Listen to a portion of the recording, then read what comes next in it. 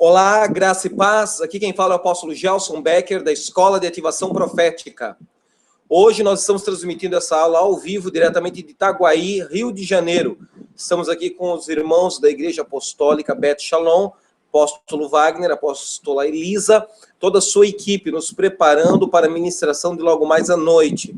Eu quero que você una o seu espírito ao Espírito do Senhor para juntos nós manifestarmos a glória do Senhor durante essa transmissão. Eu quero declarar que a mesma glória que vai ser manifesta aqui nessa tarde e logo mais à noite na ministração vai invadir as salas de aula, aonde grupos de intercessão, grupos de estudantes da Escola de Ativação Profética estão conectando-se à transmissão.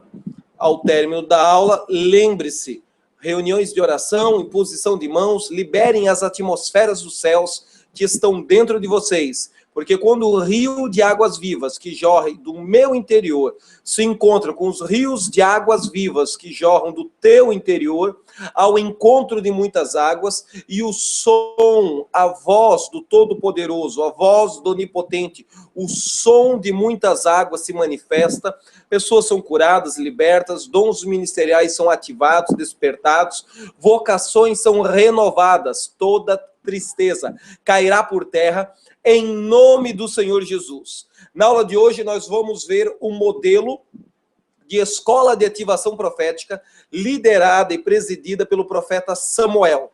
Samuel é um homem extraordinário na Bíblia. Na verdade, nós estamos vendo nas últimas aulas a evolução desse conceito. Começa lá em Números capítulo 11 com Moisés. Oficialmente não é o nome escola de profetas, mas é um protótipo. E aquela impartição de espírito que os 70 anciões receberam no deserto com Moisés para julgar, para serem juízes das causas do povo, ela vai se desdobrando ao longo da história de Israel. Quando chega em Samuel, ele já estava muito bem relacionado e a nação de Israel já estava muito bem acostumada com o conceito de juízes ungidos da parte de Deus. Ele vai além de ser um simples sacerdote, ele vai ir além de ser um simples juiz. Ele vai operar e misturar essas três vocações: profeta, sacerdote e juiz. Ele não era sumo sacerdote. Ele não é descendente de Arão. E o sumo sacerdócio era exclusivo de Arão. Ele era levita. Mas ele vai ocupar essa função mesmo não podendo. E vai reformar o estado espiritual, político. E inevitavelmente vai ter vitórias bélicas, militares em Israel contra os filisteus. Depois do modelo de Moisés no deserto, nós vemos Lucas capítulo 10, Jesus reproduzindo essa experiência. Aula passada falamos muito sobre Elias e Eliseu, e na próxima aula nós vamos encerrar essa sequência, onde eu vou falar sobre o modelo de Jesus no Novo Testamento e o modelo de Barnabé com Paulo. Ananias com Paulo, e Paulo multiplica isso com a sua equipe ministerial, impartindo, ativando, transferindo unção para Timóteo, para Tito, para Troade, para Epafrodito e tantos outros. Bom, vamos ao slide de hoje, prepare o seu coração e vamos juntos render-nos à manifestação da glória do Senhor.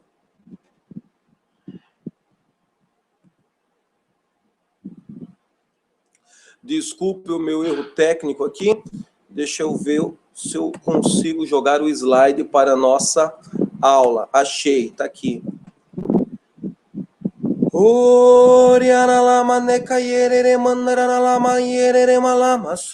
Espírito Santo, venha sobre mim, venha sobre o meu irmão, venha sobre cada um dos alunos da Escola de Ativação Profética. Comece a estabelecer agora a escada de Jacó nessa casa, nesse lar, nesse escritório, nesta igreja que se conecta conosco neste horário, seja offline, seja ao vivo, não importa. Liberamos os céus para invadir a casa e declaramos que as mesmas atmosferas de impartição de unção, poder e glória comecem a ser compartilhadas, comunicadas, ativadas, manifestas entre eles. Em nome do Senhor Jesus. Amém, amém e amém. Estamos vindo de uma sequência de ministrações sobre bases bíblicas e os fundamentos de uma escola de ativação profética. Nas aulas anteriores vimos o modelo de Moisés e Jesus, depois o modelo de Elias e Eliseu, e hoje iremos enfatizar o modelo da escola profética liderada por Samuel.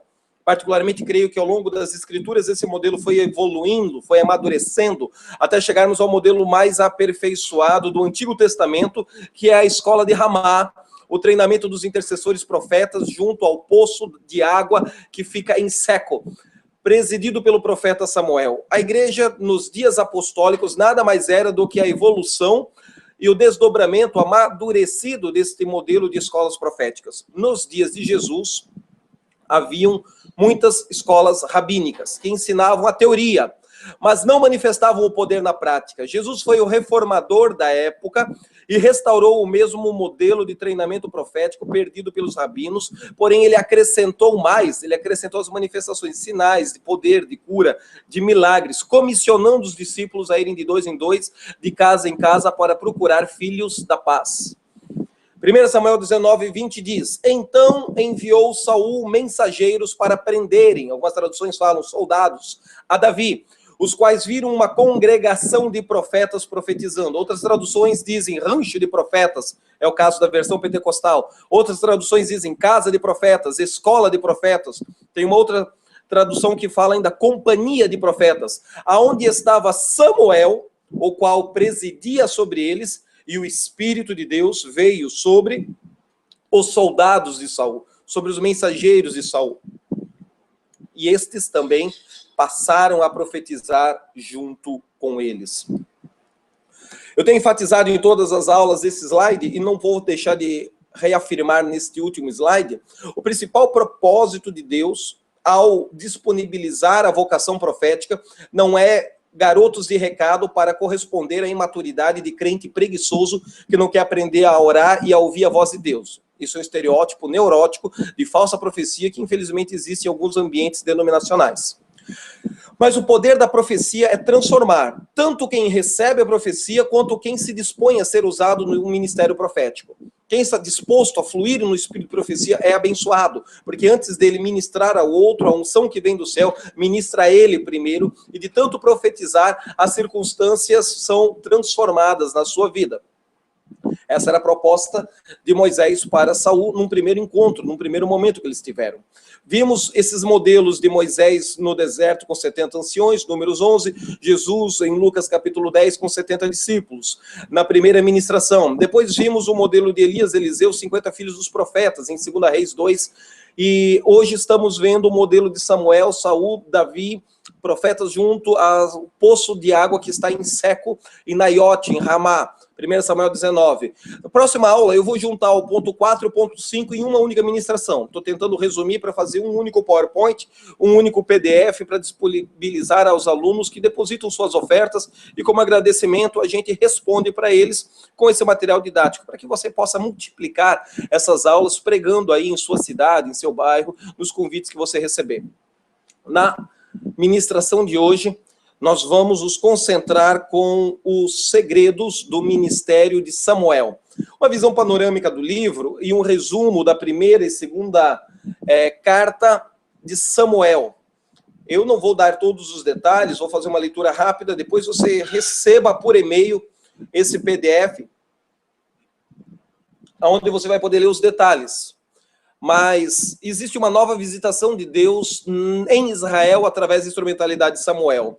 Depois o livro fala da primeira epístola ali sobre o nascimento e a infância de Samuel, o nascimento e a dedicação do jovem Samuel no templo, o crescimento de Samuel e a corrupção dos filhos de Eli, começo e ministério profético de Samuel, seu chamado por Deus, sua palavra profética para Eli, que era o sumo sacerdote da época, e de certa forma o seu mentor, o seu professor, seu ministério para todo Israel, o ministério de Samuel como um juiz, a captura da arca pelos filisteus, ou seja, Icabod, foi-se a glória de Israel, a morte do sumo sacerdote Eli, a recuperação da arca por Israel, Samuel exorta e chama o povo, a nação inteira ao arrependimento, a derrota dos filisteus, aí começa então o primeiro ciclo. Samuel unge Saul rei. E é interessante que Samuel também destitui o reinado de Saul.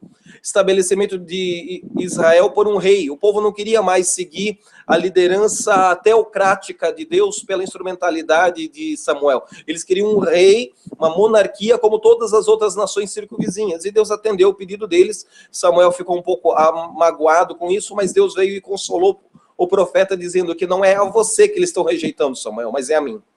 A exigência de Israel por um rei. Saul é escolhido e ungido rei. As guerras de Saul. Saul é rejeitado por Deus.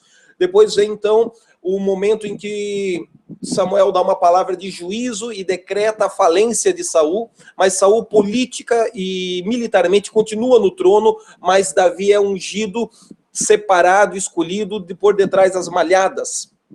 Começa, então, a crescente proeminência de Davi, a sua unção por Samuel. Ele, como músico, tocava harpa e o espírito imundo saía de Saul. O conflito de Davi com os filisteus e os amalequitas e a morte de Saul, podendo, então, na segunda epístola, no segundo livro, falar e narrar sobre as vitórias políticas e espirituais de Davi. Começa ali o reinado de Davi em Hebrom, depois Davi consegue se estabelecer em Jerusalém, a transposição da arca, os triunfos espirituais de Davi, a mudança geográfica do centro da adoração para Jerusalém, a aliança de Deus com Davi, os triunfos militares e as vitórias sobre os seus inimigos, o governo de um justo, um homem segundo o coração de Deus. Depois fala sobre a vitória sobre Amon e a Síria, as transgressões do Davi, os pecados de Davi, a morte e o assassinato do chefe da guarda, a lealdade de Urias a Davi, a ordem de Davi para assassinar Urias, e o casamento com a esposa, Betseba, nascimento de Salomão. Nesse momento, Natan já é o profeta que está dando continuidade ao ministério de Samuel. Samuel, nesse momento, já não está mais vivo. E o livro de 2 Samuel termina, então, falando sobre alguns problemas e caos na casa de Davi, a profecia de Natan chamando o rei ao arrependimento pelo adultério, a morte do filho de Davi, a lealdade de Joabe a Davi, o incesto na casa de Davi, Absalão mata Amon, e os problemas de declínio do reinado de Davi, a rebelião de Absalão, Joabe mata Absalão, e a restauração de Davi como rei. No final, o livro encerra com comentários, desculpem, e aplicações finais sobre a biografia do rei Davi.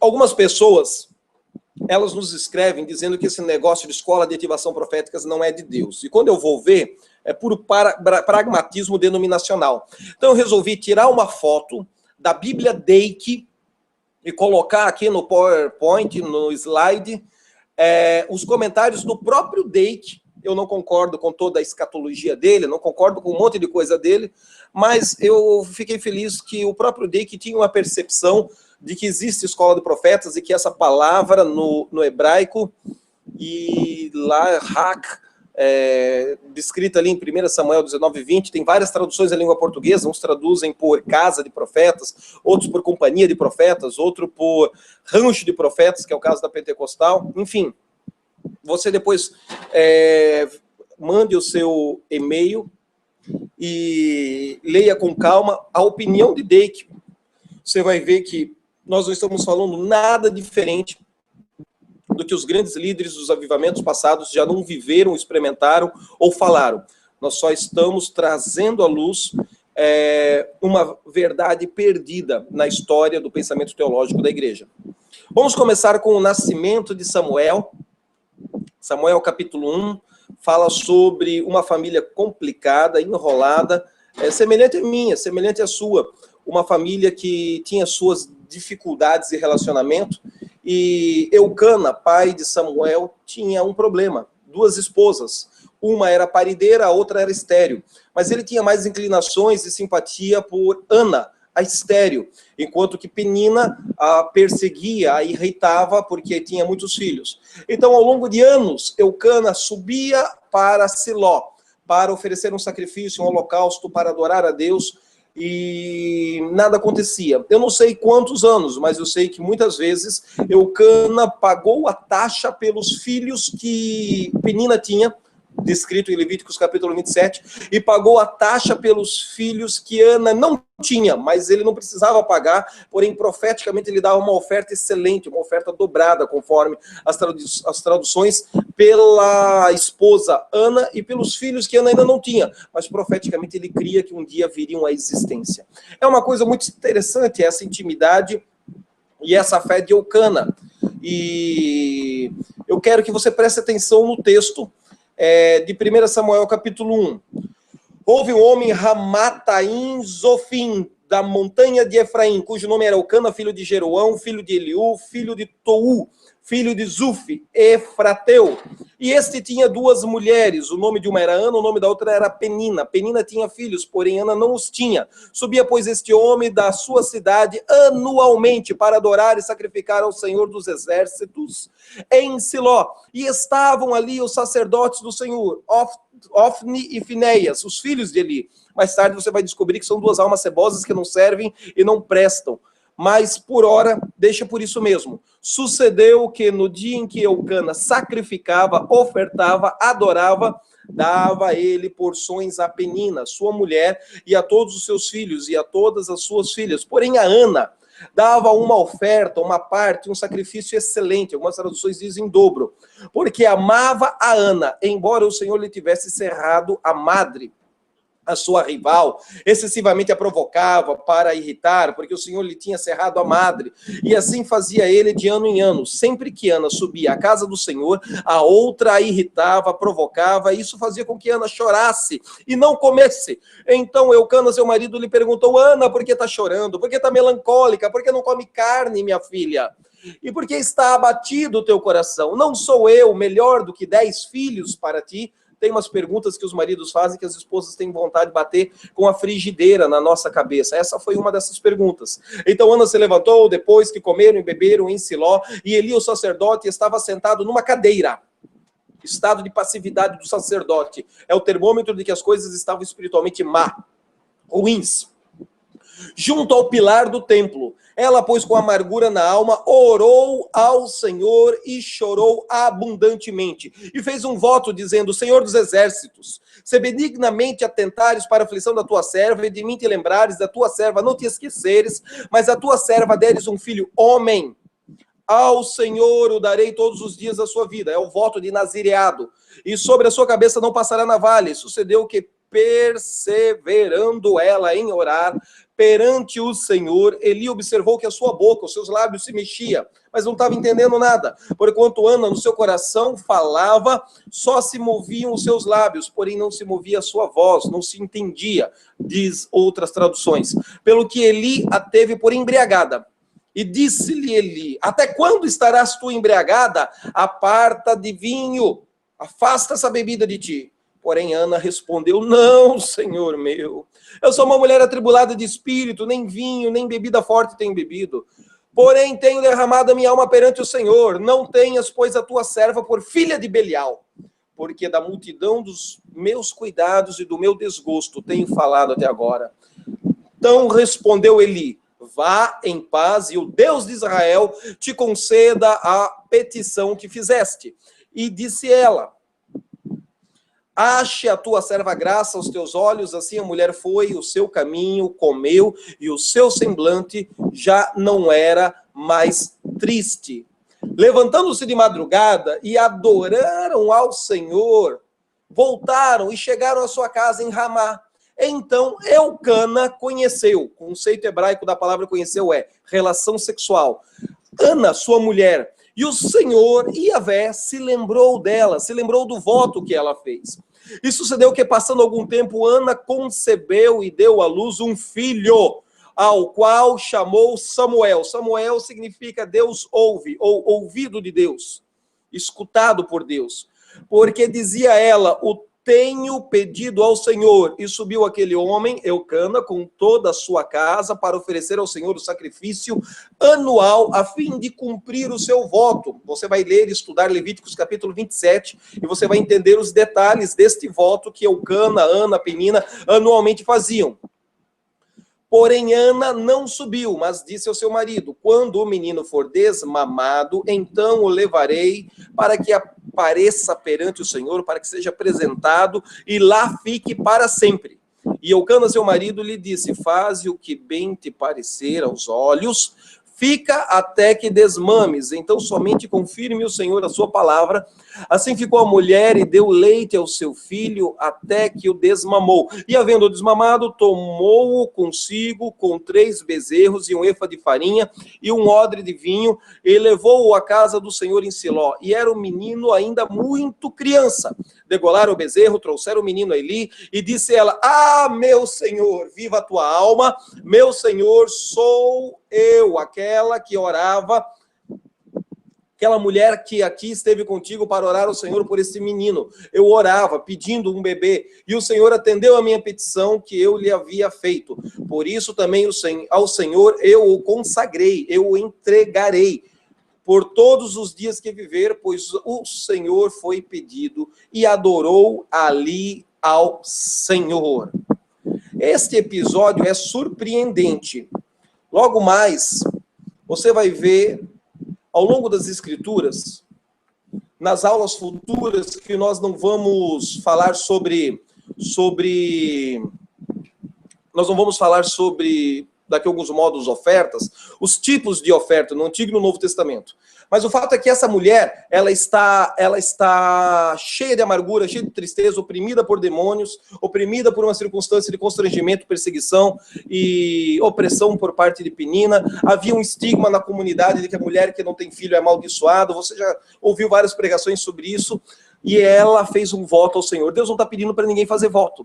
Voto é um negócio que as pessoas fazem espontaneamente a Deus por maturidade, por intimidade, por comunhão, por fé. Deus não está pedindo para ninguém fazer voto. Ele institui e fala sobre ofertas, sobre dízimos, diversos tipos de ofertas, mas o voto, eu não vejo Deus exigindo que ninguém faça voto, mas eu vejo muitas pessoas fazendo voto e sendo poderosamente abençoados pela parte do Senhor. Porque é uma expressão de maturidade, de fé, de amor, de honra e de adoração a Deus. Porque adorar a Deus com palmas é fácil, adorar a Deus com choro é bom, mas adorar a Deus com a contabilidade financeira é melhor. Mas Ana não faz nada disso. Ana adora a Deus consagrando o seu filho, o único filho, o primogênito, para ser nazireu, para ser sacerdote, para não tocar em cadáver, para não beber vinho, para não raspar o cabelo. De certa forma, esse voto parece que está limitado somente ao aspecto cabelo. Talvez não fosse uma consagração de nazireado completa, porque mais tarde nós vamos ver o próprio Samuel com a espada cortando o rei que Saul preservou vivo. Então, não sei se ele quebrou o voto ali, naquele ato de matar o rei, ou se o voto dele era apenas para os termos de cabelo, e não vinho, e não ofícios fúnebres. O fato é que esta mulher semeou um filho, e quer saber quantos filhos ela colheu?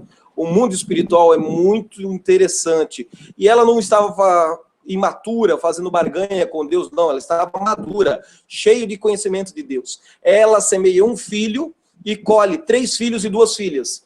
Versículo 20 e 26 do capítulo 2, a primeira carta de Samuel. E Eli abençoava Eucana e a sua mulher e dizia: o Senhor te dê descendência desta mulher, pela petição que fez o Senhor. E voltaram para o lugar. Visitou, pois, o Senhor novamente Ana, a qual concebeu e deu à luz 3 filhos e 2 filhas. Se ela tivesse tido um único filho, ela tirava os argumentos de Penina, ela quebrava o estigma de ser amaldiçoada, o filho iria crescer longe dela, mas ela estaria feliz da vida. Veja, que ela não esperava por isso, mas Deus honrou essa expressão de adoração, fé, fidelidade e obediência dela, ao ponto de ter multiplicado os filhos. Deu 3 homens e 2 meninas. E o jovem Samuel crescia diante do Senhor. Era, porém, Eli já muito velho, e ouvia tudo quanto seus filhos faziam a todo Israel, e de como se deitavam com as mulheres que em bando se ajuntavam à porta da tenda da congregação. E disse-lhes: por que fazeis tais coisas? Pois ouço de todo este povo os vossos malefícios. Não, filhos meus, porque não é boa esta fama que ouço. Fazeis transgredir o povo do Senhor. Veja que o pecado do sacerdote conduz a nação ao pecado. Pecando homem contra homem, os juízes o julgarão. Pecando, porém, o homem contra Deus, contra Yahvé, contra Adonai, contra o Senhor, quem vai interceder? Quem vai rogar por ele? Mas não ouviram a voz do seu pai, porque o Senhor já havia transbordado o cálice de iniquidade deles, o Senhor os queria matar. A medida de iniquidade deles já havia passado, o tempo do ministério do arrependimento deles já havia se fechado. Lembra que eu falei aqueles quadros na aula 1, 2 e 3 da escola sobre o ministério de arrependimento? A visitação de arrependimento que não pode ser desprezado, porque depois, com lágrimas, Esaú buscou arrependimento e só encontrou remorso, Caim buscou arrependimento e não conseguiu se arrepender, Judas buscou arrependimento e não conseguiu se arrepender. Bom, os filhos de Ófnis e Finéias também. Eles agora já estão num processo de apostasia e Deus agora vai só escrever uma parábola para terminar os dias deles com desonra. O Senhor já os queria matar. E os jovens Samuel, não. Este ia crescendo e fazia-se agradável, assim para com o Senhor, como também para com os homens.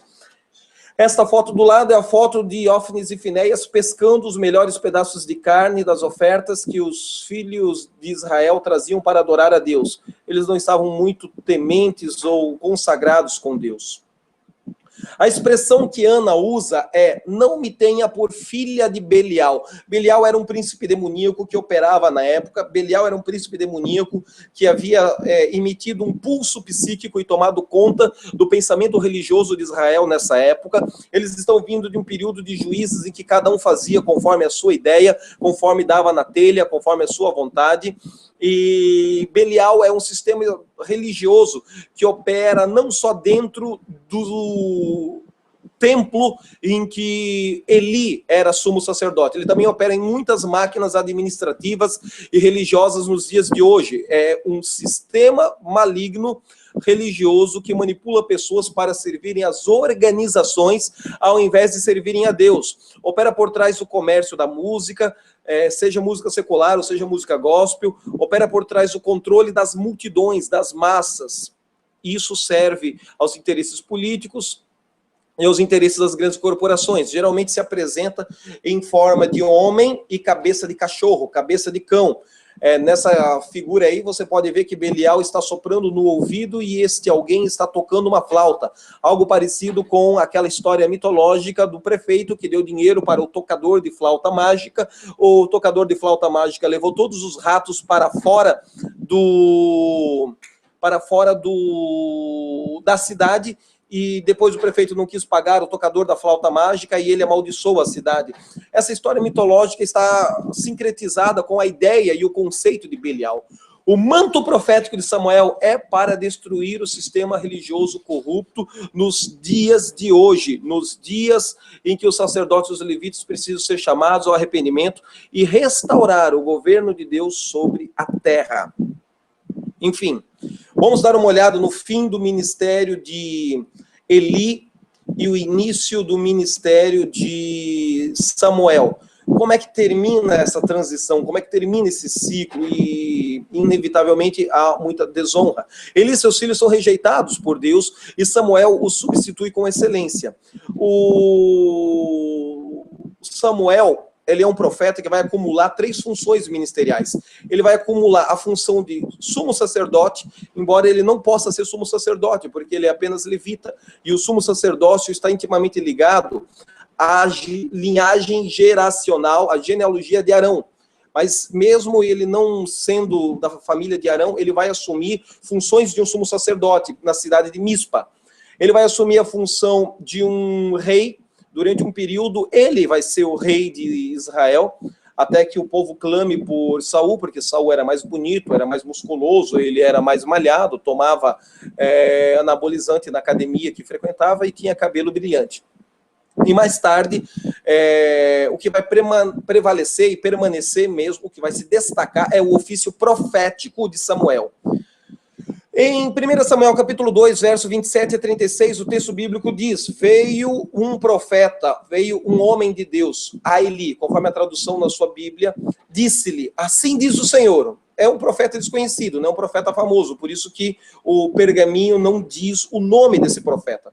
Mas tem uma mensagem de arrependimento, de confronto, de puxão de orelha para Eli, o sumo sacerdote que mandava no templo. Era uma espécie de pastor presidente daquela convenção. Não me manifestei, na verdade, à casa do teu pai, estando eles ainda no Egito, na casa de Faraó, e eu o escolhi dentre todas as tribos de Israel por sacerdote para oferecer sobre o meu altar, para acender o incenso e para trazer o éfode perante mim.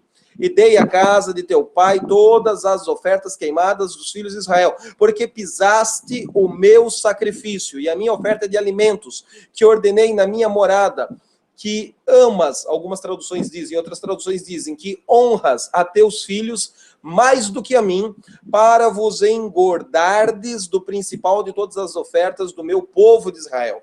Portanto, diz o Senhor Deus de Israel, na verdade tinha falado eu, que a tua casa e a casa de teu pai andariam diante de mim perpetuamente, porém agora, diz o Senhor, longe de mim que tal coisa aconteça. Porque os que me honram, honrarei.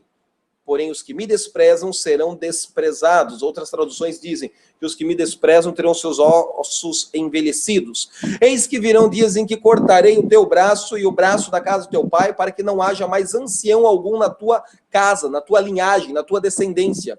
E verás o aperto da morada de Deus, em lugar de todo o bem que houvera de fazer a Israel, nem haverá por todos os dias ancião algum em tua casa. O homem, porém, a quem eu não desarraigar do meu altar, será para te consumir os olhos e para te entristecer a alma. E toda a multidão da tua casa morrerá quando chegar a idade varonil. É uma maldição. Quando chegar aos 20 anos de idade, puder começar a trabalhar, ficar varão, forte, morre. Catástrofe. E isso te será por sinal, a saber, o que acontecerá a teus 2 filhos, a Ofni e Finéias, ambos morrerão no mesmo dia. E eu suscitarei para mim um sacerdote fiel, que procederá segundo o meu coração e a minha alma. E eu lhe edificarei uma casa firme, e andará sempre diante do meu ungido. E será que todo aquele que restar da tua casa virá a inclinar-se diante dele por uma moeda de prata e por um bocado de pão, e clamará, pedirá: rogo-te que me admitas a algum ministério sacerdotal, para que eu tenha algum dinheiro para poder comer algum pedaço de pão. Essa é a palavra do Senhor. E essa é uma palavra de juízo, uma palavra pesada, uma palavra difícil para um profeta entregar. E não é nenhum profeta famoso com pedigree profético que entrega, é um desconhecido, um anônimo. Mas ela veio do coração de Deus. Veja, o sistema Belial opera isso. Uma vez eu estava numa cidade pregando e o pastor disse assim, o pastor presidente dessa convenção, antes de mim, teve 2 filhos que um tinha 18, o outro tinha 19. Quando ele fez o de 19, 20, morreu de acidente de carro. E o 18 chegou aos 20 anos, morreu com bala perdida. E o outro pastor que assumiu aquela convenção disse, eu agora tenho 2 filhos. E o meu filho está com 17 anos de idade. Nós já estamos aqui há alguns anos e eu estou com medo que quando ele chegue aos 19 para 20 anos de idade, a idade varonil, ele morra. Eu estou tendo sonhos, eu estou tendo visões, eu estou tendo pesadelos que quando o meu filho entrar nessa faixa de idade, ele vai morrer. Eu disse, que loucura, como discernir e entender isso? Apliquei meu coração em jejum para buscar o Senhor, e o Senhor me revelou, Belial. Então eu comecei a pesquisar tudo que a Bíblia fala sobre Belial, e eu cheguei a esse decreto de maldição, cheguei à conclusão de que aquela convenção, de que aquele CNPJ, de que aquela personalidade jurídica religiosa, a igreja do Senhor Jesus é santa, é imaculada, é linda, é perfeita. Aquela expressão de jurisprudência religiosa, que as pessoas gostam de confundir o conceito de templo com o conceito de igreja, estava contaminada pela influência cósmica de Belial. E no mapeamento espiritual da liderança daquele pastor e do pastor anterior, havia muitos pecados de pornografia, de adultério e de corrupção financeira no mesmo ambiente, no mesmo local. Cheguei à conclusão de que a única forma daqueles sonhos, pesadelos acabarem e do filho dele não morrer quando chegasse aos 20 anos de idade era guerrear contra Belial. Havia uma influência cósmica de Belial naquele modelo religioso. O pastor, no primeiro momento, não recebeu essa revelação, não recebeu essa palavra. A esposa dele se quebrantou, chorou, porque envolvia o adultério do próprio pastor, cujo filho tinha 17 anos. Daí a palavra não foi recebida com honra, fui-me embora. 3, 4 anos depois, aquela esposa me liga, chorando no telefone, dizendo, meu filho acabou de atravessar o trilho do trem e foi atropelado pelo trem. Morreram ambos acidentalmente. Imagina que até hoje deva estar esse quadro de Belial, esse algoritmo do inferno funcionando naquele ambiente religioso. Lamento pelas pessoas que não fazem ideia do discernimento disso, das políticas e bastidores que trazem esse nível de contaminação. Belial controla as massas, controla as multidões. Belial controla o psique, controla e escraviza para que não haja uma adoração espontânea, para que não haja uma adoração voluntária, para que não haja uma expressão de fé independente do controle, do domínio do pajé que lidera a congregação. Eu quero que você mergulhe nisso, porque o sistema de Belial que impedia o avivamento nos dias de Samuel é o sistema de Belial que impede muitas igrejas, muitas denominações hoje de receberem a visitação e a manifestação pública da glória de Deus. Veja que Samuel ele ia crescendo na presença do Senhor e ele ia se manifestando espontaneamente, ao ponto do versículo seguinte falar da fama dele. Verso 19 a 21 do capítulo 3 de 1 Samuel. A fama do profeta. E crescia Samuel, e o Senhor era com ele, e nenhuma de todas as suas palavras deixou cair em terra. Essa expressão no hebraico, profecia que cai por terra, profecia que cai na terra, é a mesma coisa que nós dissermos hoje, uma profecia que não se cumpriu. E todo Israel, desde a cidade de Dan até a cidade de Berseba, ficou sabendo, conheceu que Samuel estava confirmado por profeta do Senhor. Não é porque você foi na fogueira, recebeu uma unção no culto da montanha, na conferência dos 700 pandeiros de fogo, da irmã Rita Cabelo de Fogo, que agora você é profeta do Senhor. Não. Não é porque você vem num culto em que eu ministro que você é profeta do Senhor. De modo algum. Você vai ser agora confirmado por profeta diante da congregação. É o teu pastor da tua igreja local, é a tua liderança, são os irmãos que vão ver o fruto da maturidade do teu dom profético e ao longo dos anos eles vão reconhecer e confirmar publicamente você como profeta. Vimos nas aulas anteriores que não é para confirmar publicamente, não é para dar honra pública como profeta, lá em Deuteronômio 13 e Deuteronômio 18, pessoas que profetizam e não se cumprem. E é para apedrejar os que profetizam, se cumprem, mas levam o povo a adorar a deuses estranhos. Então o texto continua. E continuou o Senhor a aparecer, a se apresentar a Samuel em Siló, porquanto o Senhor se manifestava a Samuel em Siló pela sua palavra. Essa é uma coisa interessante. O profeta ele tem um lugar secreto. O profeta ele tem um lugar de intimidade. O profeta ele sempre vai encontrar uma montanha, ele gosta de orar, e aquela montanha é o portal espiritual dele. O profeta sempre vai adorar a Deus naquela árvore, naquele lugar, naquele bosque, naquele banco, naquela praça. Mecânica da alma, mas pela repetição metódica e contínua, há uma certa afinidade entre aquele local e Deus falar com aquele profeta. Então, eu tenho uma praça que eu sempre oro e levanto os meus altares de intercessão lá em Recife. Ficam uns 2 quarteirões de distância do apartamento onde eu moro.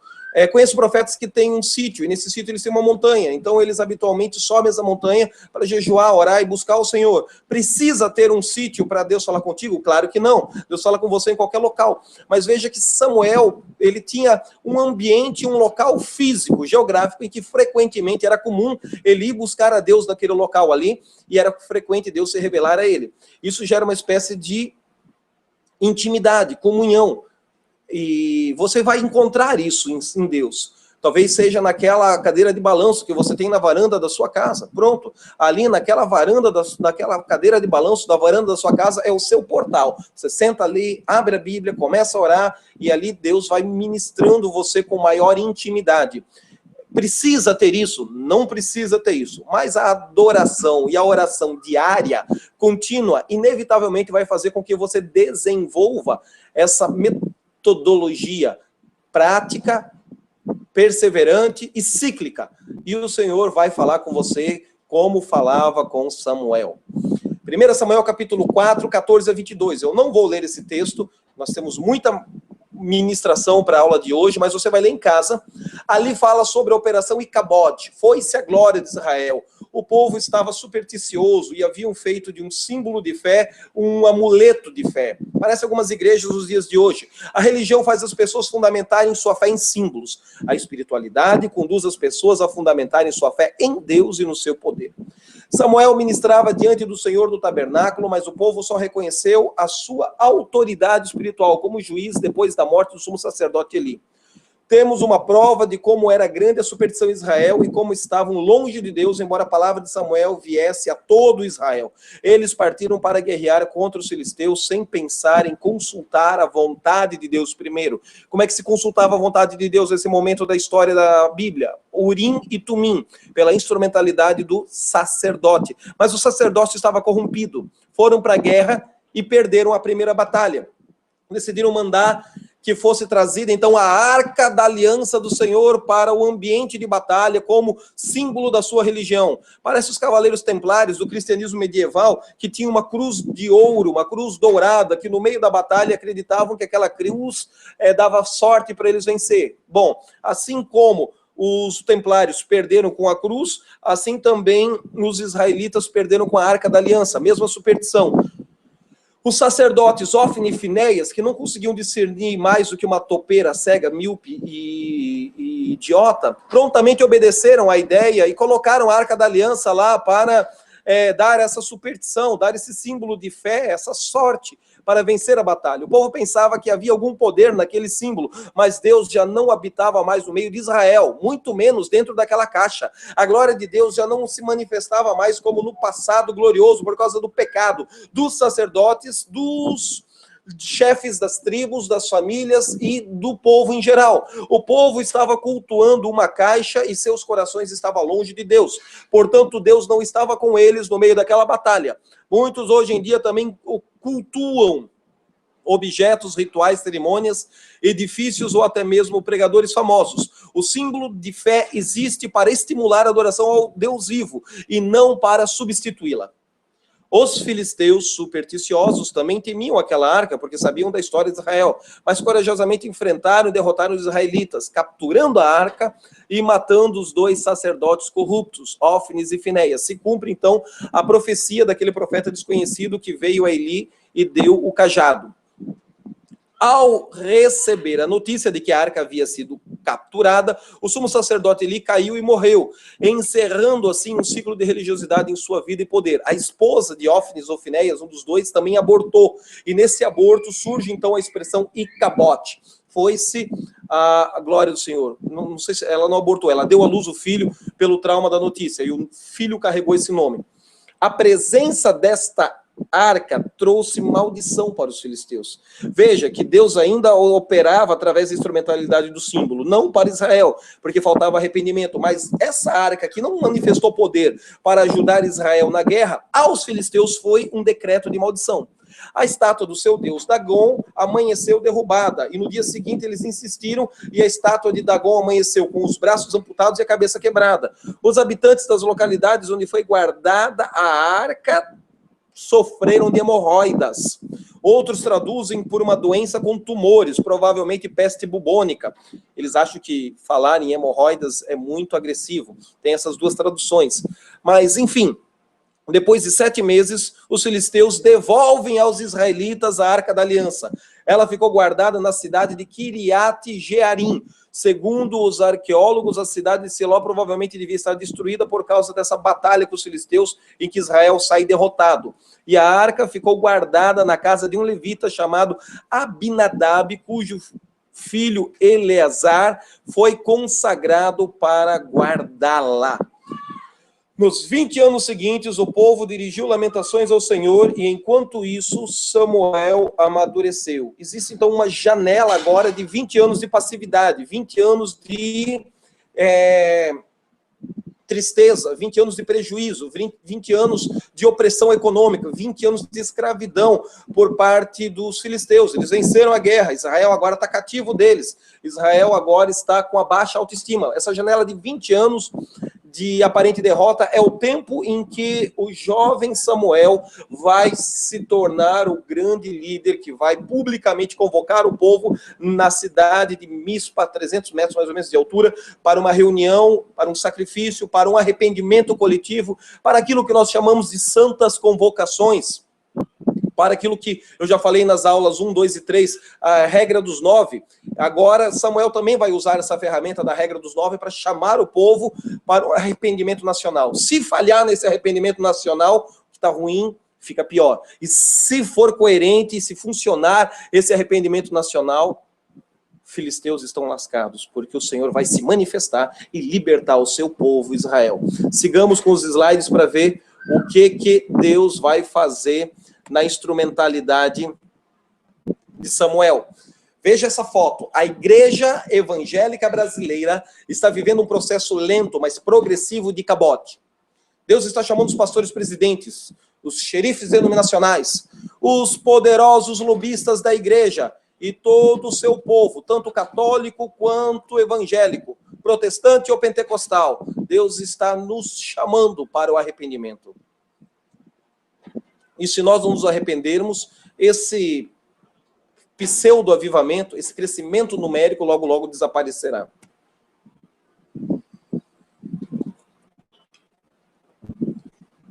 Terminando esse período, Samuel se dirigiu ao povo, dizendo-lhes que tirassem do seu meio os seus ídolos e que, sinceramente, voltassem ao Senhor.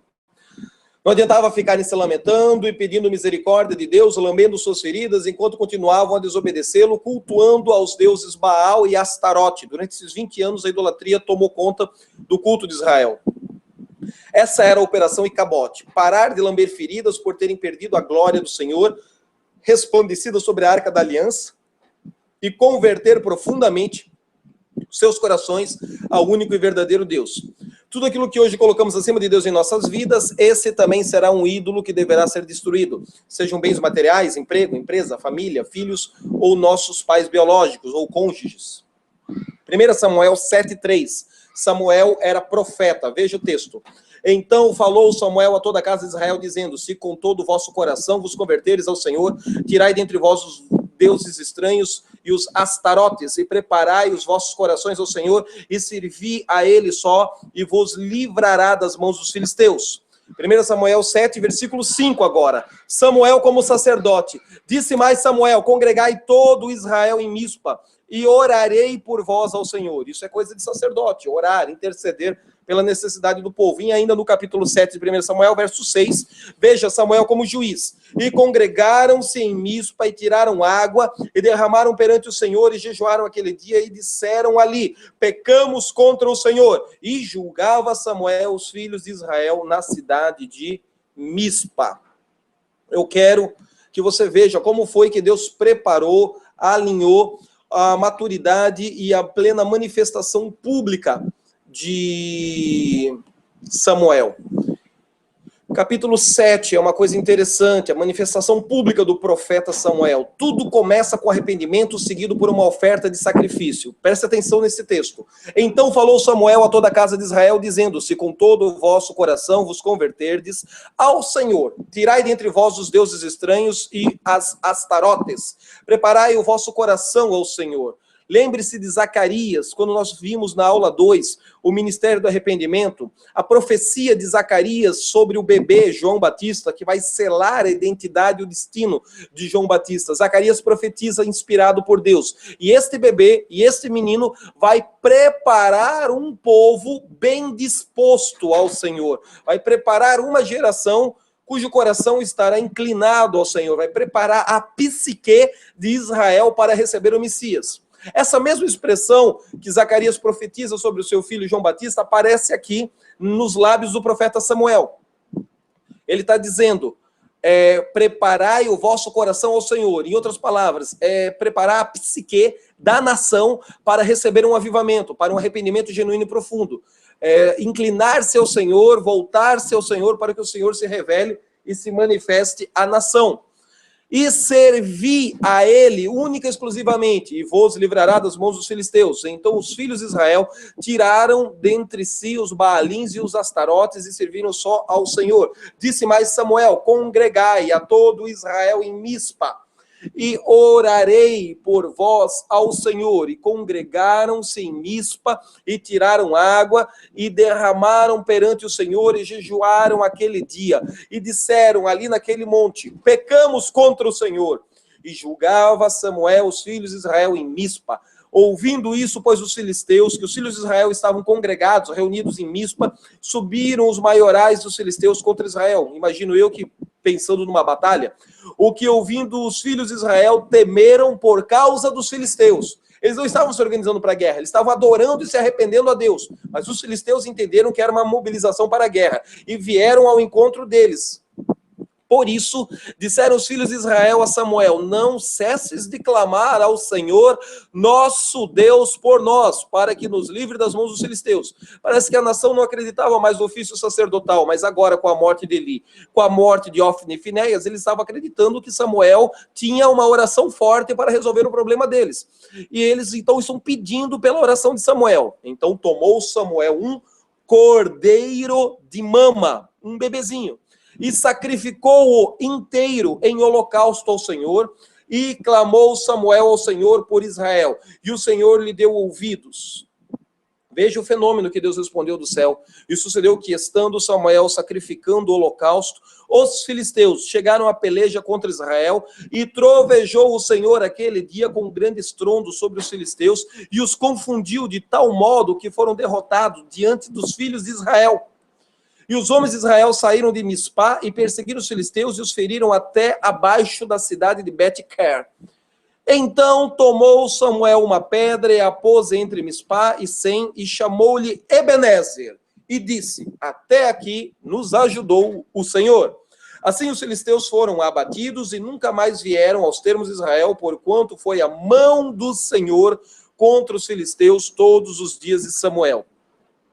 Veja que essa adoração, essa intercessão, essa reza forte de Samuel fez com que Deus respondesse dos céus com relâmpagos, destruindo e dissipando o exército filisteu. Então nós temos três personagens bíblicas que oram e Deus responde com fogo e relâmpago do céu. Nós temos um Elias que ora no alto do Monte Carmelo e um relâmpago desce, explode uma coluna de fogo e o holocausto é consumido. Nós temos um Davi que mais tarde vai fazer um altar de paz com a terra no alto do Monte Gibeão e Deus vai responder com fogo o holocausto dos céus. E nós temos no meio desses dois episódios um Samuel, que também tinha uma intimidade com Deus e tinha uma intimidade com os fenômenos meteorológicos. Ele também adorava a Deus e mudava a frequência eletromagnética dos espíritos elementares que presidem a chuva, a seca, o ar, o mar, a terra, a água, o éter e todos os outros fenômenos.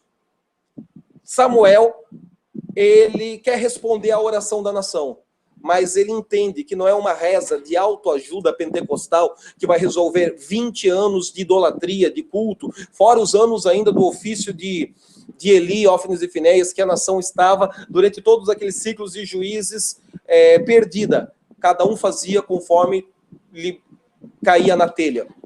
Samuel sabia que aquele tipo de milagre, de rompimento e de resposta rápida dos céus exigia um sacrifício, exigia um holocausto.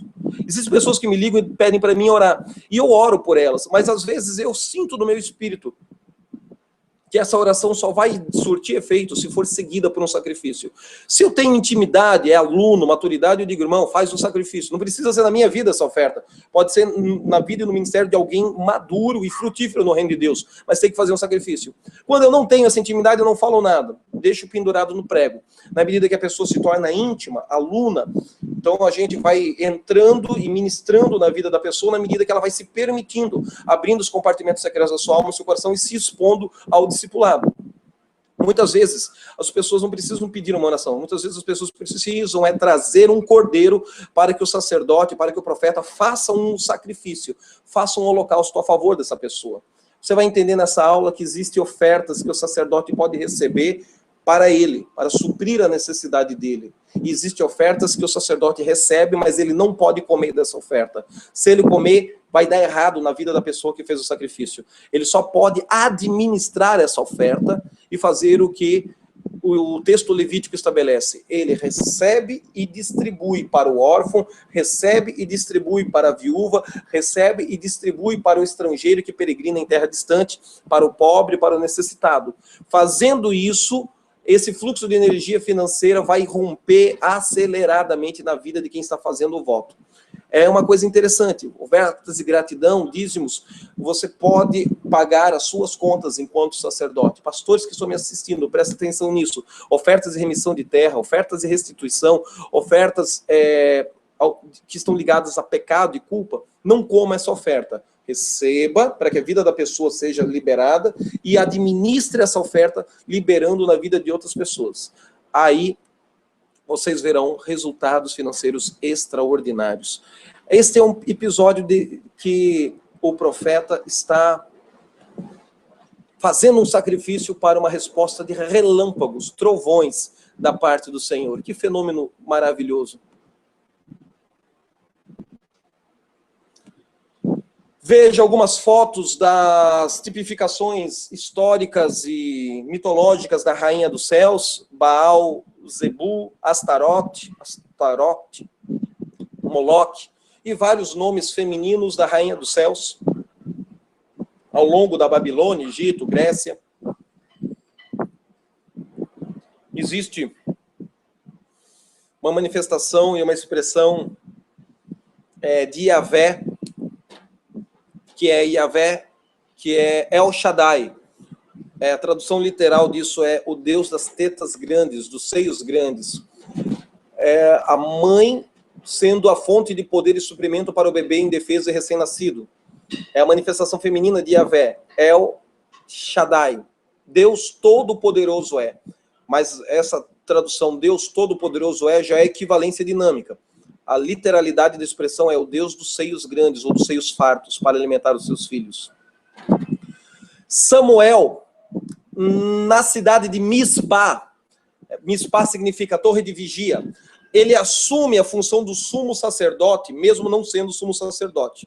É uma coisa, assim, interessantíssima que acontece em Mispa. Nos dias de Eli, Ofni e Finéias, o povo havia sido derrotado na batalha e a Arca da Aliança perdida. Agora o exército de Israel não está mais autoconfiante e decide primeiro consultar o Senhor antes de ir para a guerra. Nenhum poder saiu da Arca da Aliança, todo o poder se manifestou dos céus, relâmpagos, raios, para dispersar os soldados filisteus. Saiu do sacrifício realizado por Samuel em Mispa. O arrependimento do povo é que fez Deus interferir dos céus e aceitar aquele cordeiro que ainda mamava em sacrifício.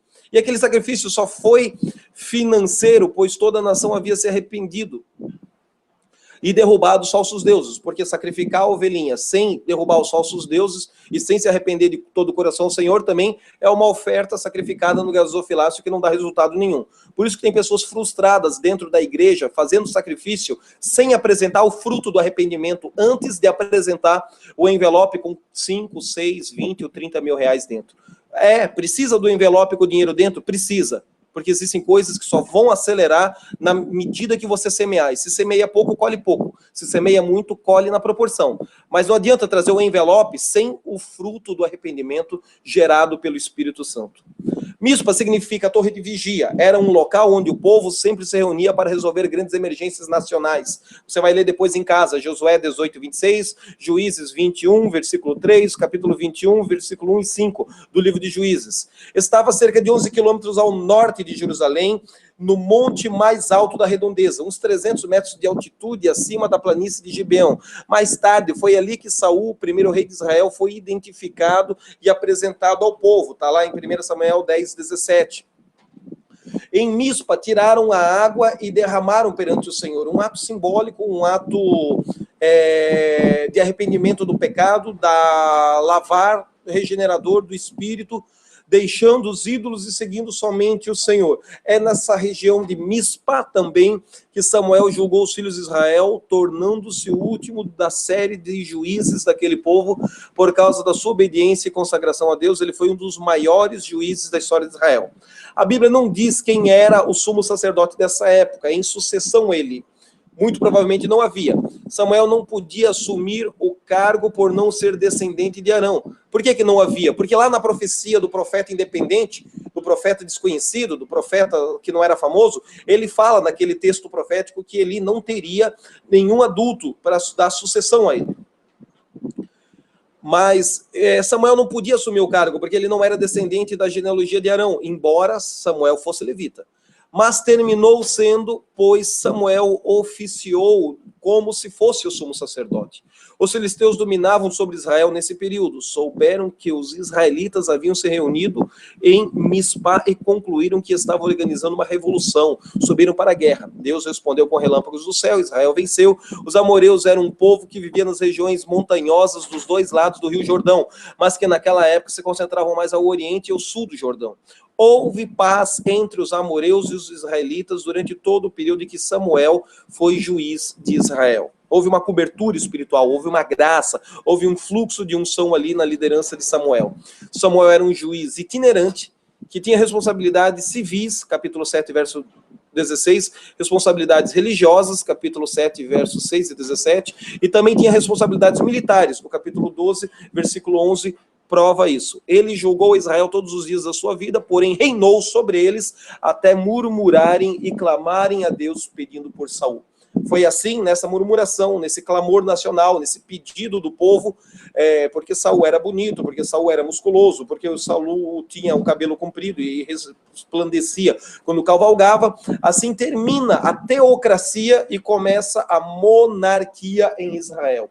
Você tem aí o mapa com a localização geográfica de Mispa em relação a Ramá, aonde vai se estabelecer a escola de profetas que Samuel vai presidir, em Gilgal, em Jerusalém e toda a região circunvizinha. Veja, 1 Samuel 9:10. Você tem que ler esse capítulo umas 3 vezes antes de dormir. Lava o pé, toma leite com farinha, mas leia 1 Samuel 9:10 muitas vezes, para você se tornar íntimo do texto. Eu vou resumir o que está escrito nesses 2 capítulos. Num primeiro momento, Saul estava preocupado com as jumentas do seu pai, Quis, que haviam desaparecido por não conseguir achá-las, e teve a ideia de ir ao encontro do profeta Samuel e ofertar-lhe 1/4 do ciclo de prata. Era uma oferta muito baixa, havia uma tabela, o valor mínimo que Samuel podia receber de oferta era muito maior do que 1/4 do ciclo de prata. Está lá em Levíticos 27, e tem outros textos em Levíticos que mostram essa tabela de preço, que era o valor mínimo de uma oferta que podia se apresentar ao sumo sacerdote. Mas Samuel era um homem temente a Deus, sensível ao Espírito Santo. Mas veja que o servo de Saul e a mente de Saul estava preocupada com o fato do valor da oferta ser de apenas 1/4 do ciclo de prata. E eles ficam se perguntando, será que o sacerdote, será que o profeta vai orar pela nossa necessidade? Enfim, eles tomam coragem e sobem a montanha para ter esse encontro com o homem de Deus. E por revelação profética, dizer aonde procurar as jumentas. Essa era a expectativa de Saul ao ir pedir oração para Samuel. Não parece ser essa uma raiz motivacional muito nobre, mas ainda hoje Deus opera através das mais diversas circunstâncias, trazendo ao nosso encontro homens de negócios, profissionais liberais, políticos, empresários, até jogadores de futebol e artistas. Já vieram ao meu encontro para pedir que liberasse algo que estava travado na vida deles, para receber oração, solução financeira, cura de enfermidade, libertação, receber a Jesus como Senhor e Salvador. Esse preconceito é da religião e não de Deus. Para Deus não importa se você veio porque estava com câncer ou veio porque queria um emprego. Para Deus não tem diferença nenhuma. Poder é poder, milagre é milagre, fé é fé. Necessidade humana correspondida é necessidade humana correspondida. A religião é que quer espiritualizar e catalogar as pessoas. Porém, do mesmo modo como fez com Saul ao longo desse relacionamento de mentoria e discipulado, Saul e Samuel, muitos acabam entregando suas vidas a Jesus e se apaixonando pela igreja local.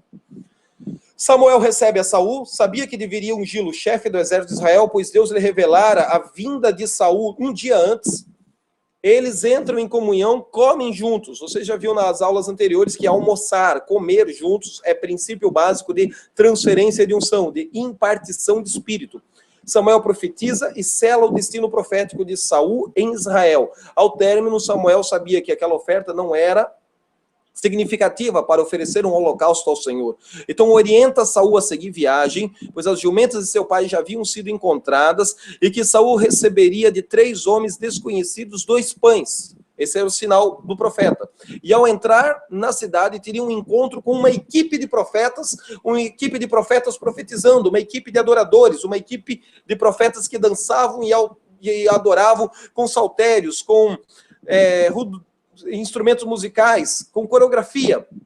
E ali o Espírito do Senhor se apoderaria de Saul. Depois disso, Saul teria que esperar 7 dias na cidade de Gilgal para fazer nova oferta junto com Samuel, e ali receberia novas direções proféticas do que Deus tinha para o ministério, identidade e destino de Saul. Saul então se prepara para 7 dias depois se encontrar na cidade de Gilgal com Samuel para fazer um holocausto mais significativo, mais expressivo. Veja que eles estão tendo que se deslocar até Gilgal e ficar 7 dias lá em Gilgal esperando Samuel. 1 Samuel 10, 2, 8 também vai falar sobre isso. Ao lermos esses 2 capítulos, fica bem evidente que existe uma oferta que Saul dá ao profeta Samuel como expressão de honra, presente e gratidão a Deus, e existe uma outra oferta que Samuel orienta ele a fazer para liberar seu destino profético em Israel.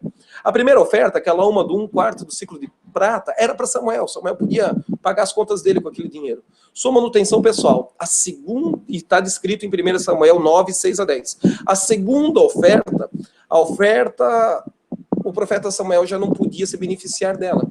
Ele era apenas um administrador daquele dinheiro, daquele sacrifício, daquele recurso. Era para ele receber a oferta, ela iria selar a profecia ministrada a Saul, e para ele conseguir cumprir a sua vocação como chefe do exército de Israel, mas Samuel teria que administrar essa oferta para abençoar outras pessoas. Isso está descrito em 1 Samuel 10, 2 a 8. Veja que muitas pessoas estão feridas na igreja dos dias de hoje por causa desse assunto financeiro e de falsa profecia. Mas existe uma versão bíblica, existe uma maturidade bíblica de honrar a unção que está sobre o profeta com suas ofertas, para que você tenha galardão de profeta, galardão de justo, diz Jesus no Evangelho de Mateus, capítulo 10, verso 40, 41, 42, no Novo Testamento. Jesus está reafirmando que, segundo Crônicas 20, 20 diz, creia no Senhor vosso Deus e estareis seguros, creia nos seus profetas e prosperareis. Essa chave nunca vai ser quebrada, nunca vai ser desligada. Não é a teologia reformada que vai desconstruir uma verdade interlinear ao longo das Escrituras. 1 Samuel, capítulo 9, verso 18 e 24, traz um detalhe. Você vai ler todo o capítulo 9 e 10 em casa, mas eu vou te ler só o detalhezinho de 30 alunos que Samuel tinha, 30 homens, 30 convidados, diz algumas traduções. Outras traduções dizem 30 seguidores, 30 alunos no alto da montanha, aonde Saul sobe para pedir oração em relação ao prejuízo das jumentas. Então Saul se achegou a Samuel junto à porta e disse: mostre-me, peço, de onde é a casa do vidente. Saul não conhecia pessoalmente Samuel e estava na frente de Samuel. Respondeu Samuel: eu sou o vidente. Sobe diante de mim ao alto, porque comereis hoje comigo, pela manhã te despedirei, e tudo quanto está no teu coração eu te revelarei, eu declararei a ti. Essa frase de Samuel para Saul nada mais é do que a expressão primária do dom de palavra de sabedoria, palavra de conhecimento. Lá em 1 Coríntios, capítulo 14, versículo 24 e 25, Paulo vai falar dessa mesma experiência, que o incrédulo, quando entra num culto e os dons estão se manifestando, a língua estranha é sinal para incrédulo, e a profecia é sinal para cristãos. E lá em 1 Coríntios 14, 24 e 25, Paulo diz que os segredos que estão ocultos no coração deste visitante, no meio da igreja, serão publicamente manifestos, publicamente revelados. É o que Samuel está fazendo com o jovem Saul. Vai lá e tudo quanto está no teu coração eu te declararei. Também, em relação às jumentas que há 3 dias se te perderam, não te preocupes com elas, porque já foram achadas. Mas para quem é tudo o que é desejável em Israel, porventura não é para ti e para toda a casa do teu pai? Então respondeu Saul: acaso não sou eu benjamita, da menor das tribos de Israel? E não é a minha família a menor de todas as famílias da tribo de Benjamim? Porque, pois, me falas desta maneira?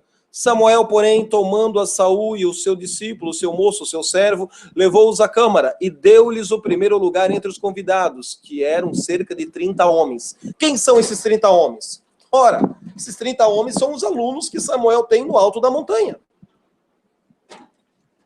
Esses alunos são os alunos, são os discípulos, são profetas em processo de treinamento profético, que tem um relacionamento de mentoria e discipulado com Samuel. O texto continua. Depois disse Samuel ao cozinheiro: traze a porção que te dei, da qual te disse, põe-na à parte comigo.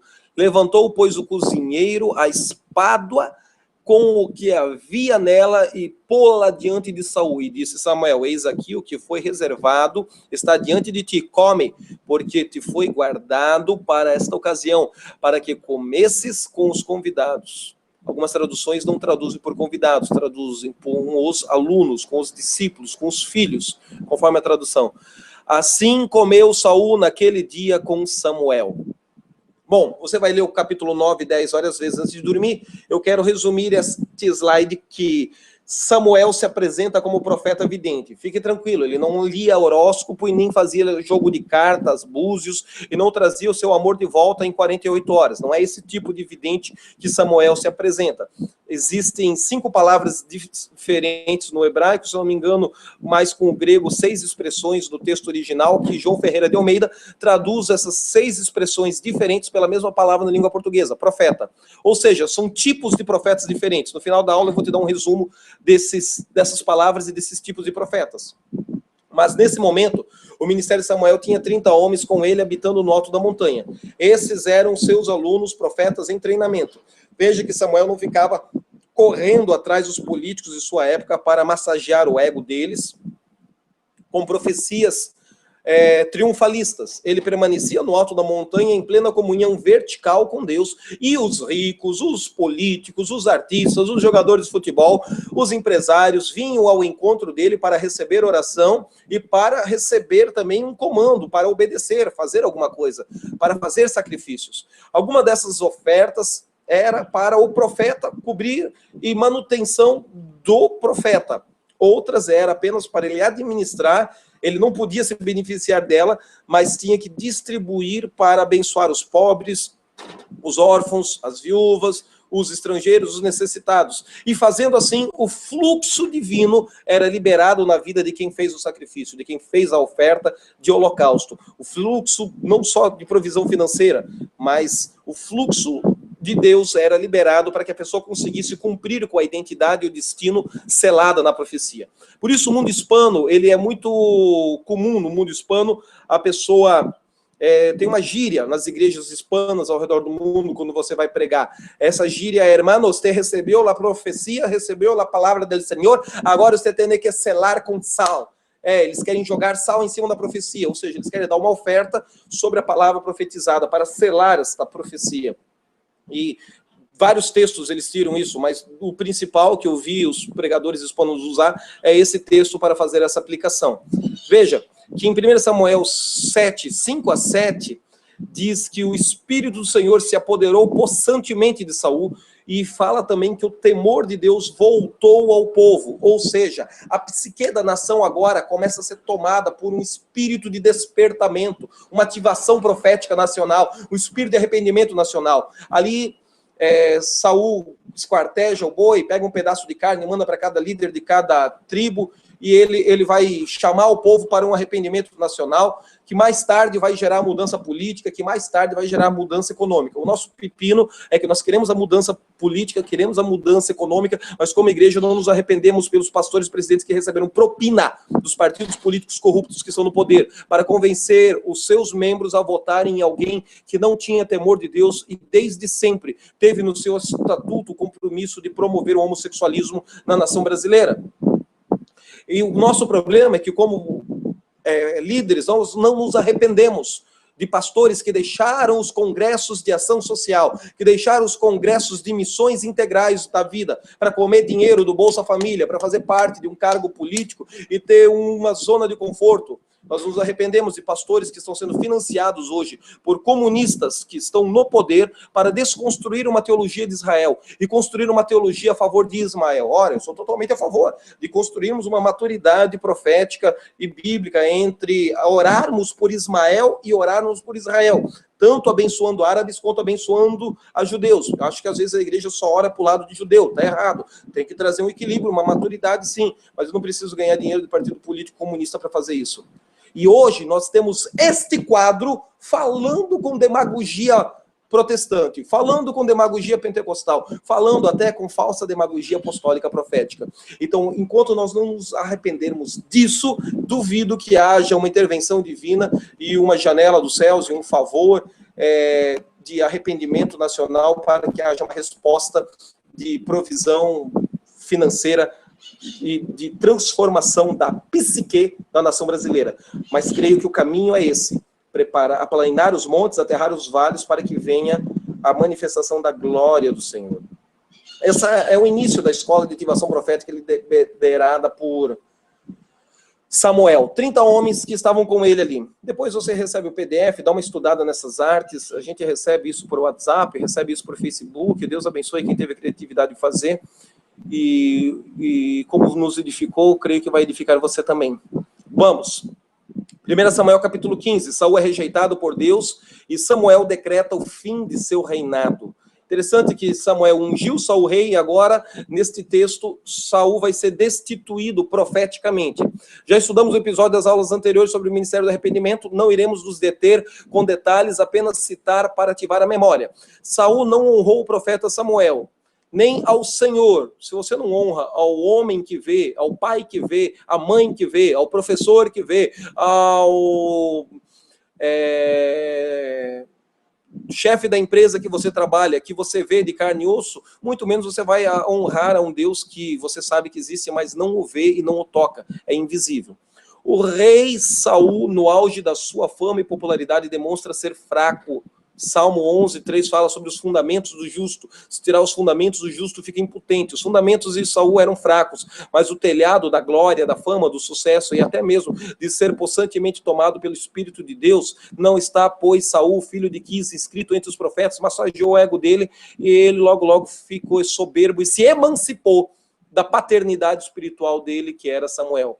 Então, esses fundamentos espirituais débeis, sem caráter que não era firme, ao invés de destruir definitivamente os amalequitas, matar o rei inimigo, trouxe ele como prisioneiro, poupou os animais sob o pretexto de que sacrificaria ao Senhor. Surge então a resposta de Samuel: Saul, você não sabe que obedecer a Deus é melhor do que sacrificar? Verso 26 a 35 da 1 Samuel capítulo 15.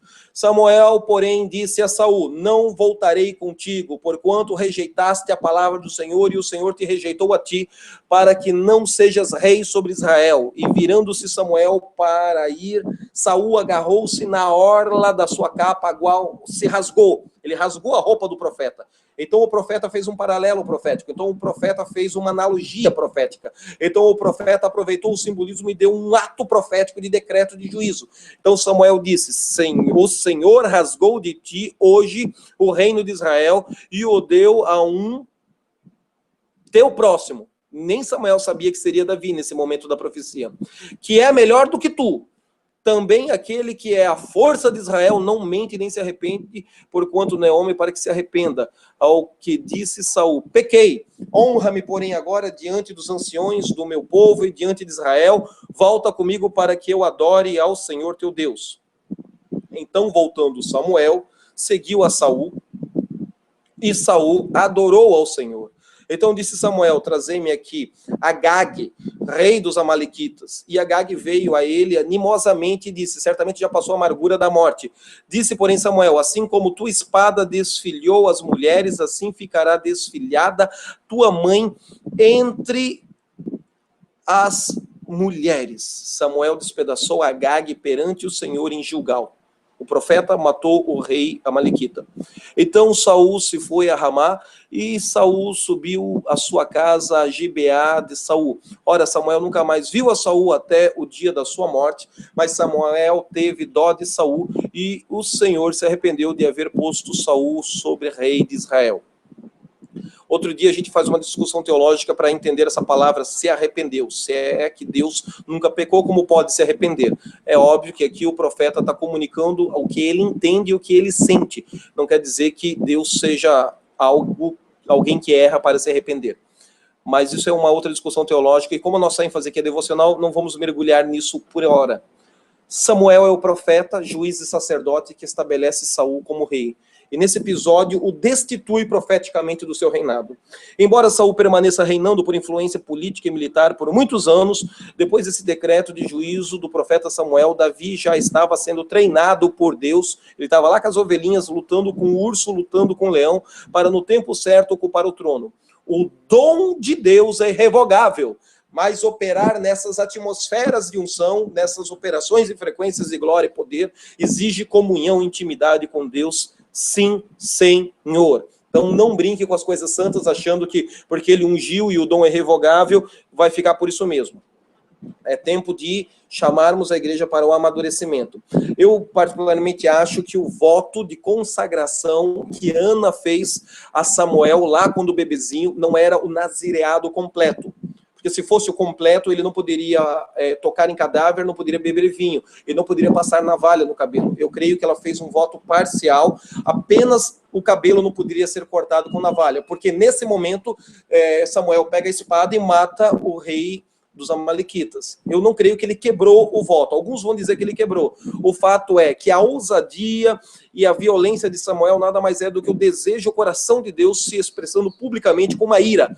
É esses os tipos de quadro em que a medida da iniquidade transborda na presença de Deus, e Deus podia mandar um relâmpago para matar, mas não mandou. Deus deu uma ordem para Josué, entra lá e corta a garganta deles.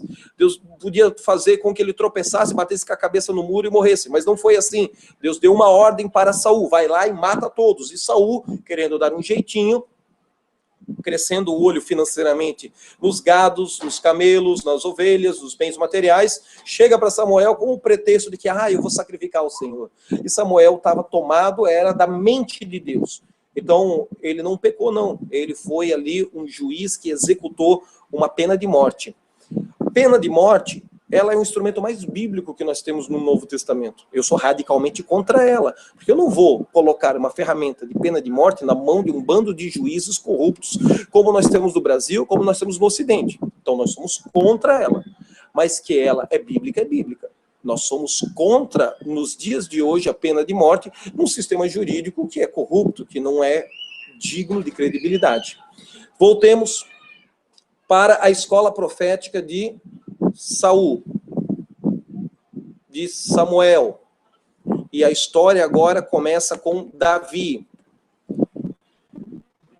Você vai ler o capítulo 16 de 1 Samuel, que é onde narra e descreve Davi sendo ungido rei para substituir Saul. Porém, Saul ainda está sentado no trono, Saul ainda tem dinheiro, Saul ainda tem prestígio, Saul ainda tem o estatuto da convenção com o CNPJ na mão dele.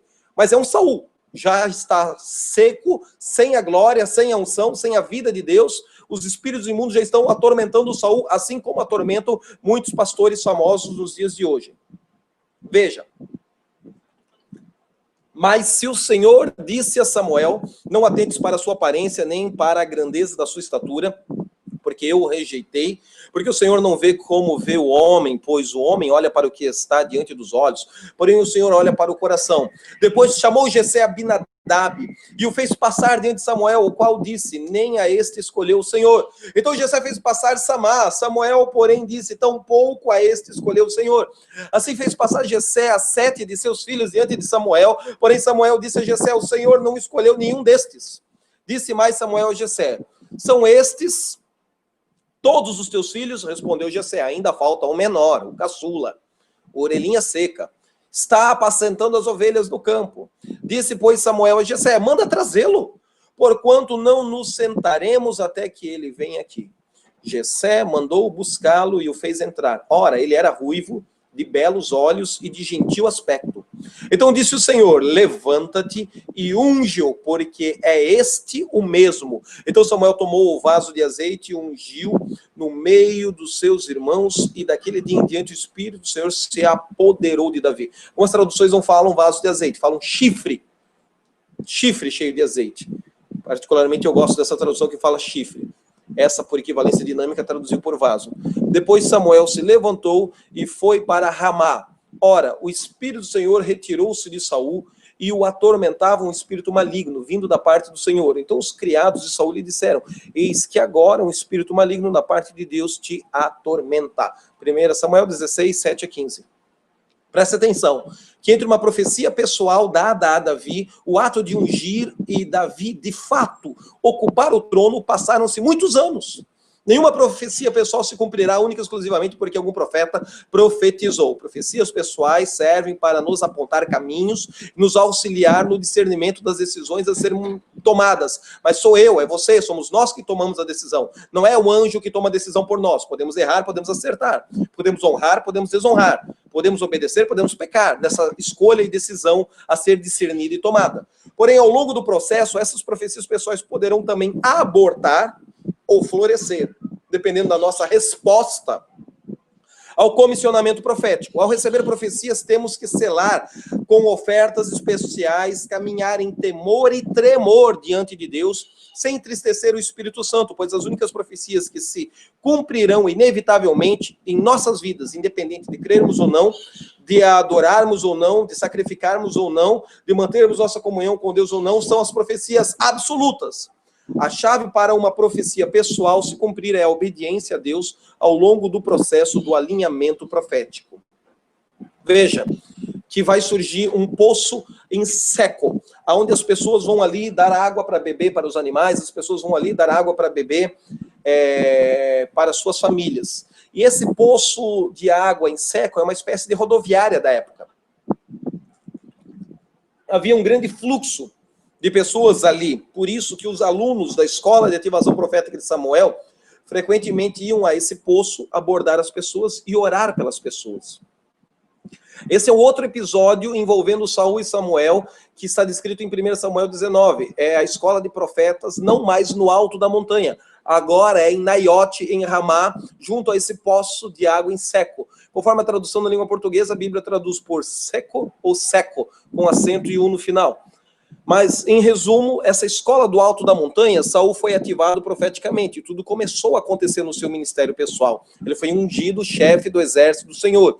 Logo, no dia seguinte, ele se encontrou com a companhia de profetas que saía adorando e carregava com eles uma atmosfera de glória. E Saul foi tomado por essa atmosfera de glória e profetizou junto com eles, ao ponto de surgir um provérbio de Israel. Está também Saul inscrito entre os profetas, lá no capítulo 9 e no capítulo 10 de Samuel. Agora, no final da vida de Saul, ele já está corrupto, ele já está destituído da glória de Deus, o espírito imundo já está torturando ele. Davi é contratado para tocar harpa e o espírito imundo sair de Saul. Davi agora já está frequentando o ambiente do palácio, mas ele ainda não é rei, embora ele foi ungido rei, e o povo, a nação como um todo, ainda não sabe disso. Mas existe um processo acelerado de apostasia na vida de Saul.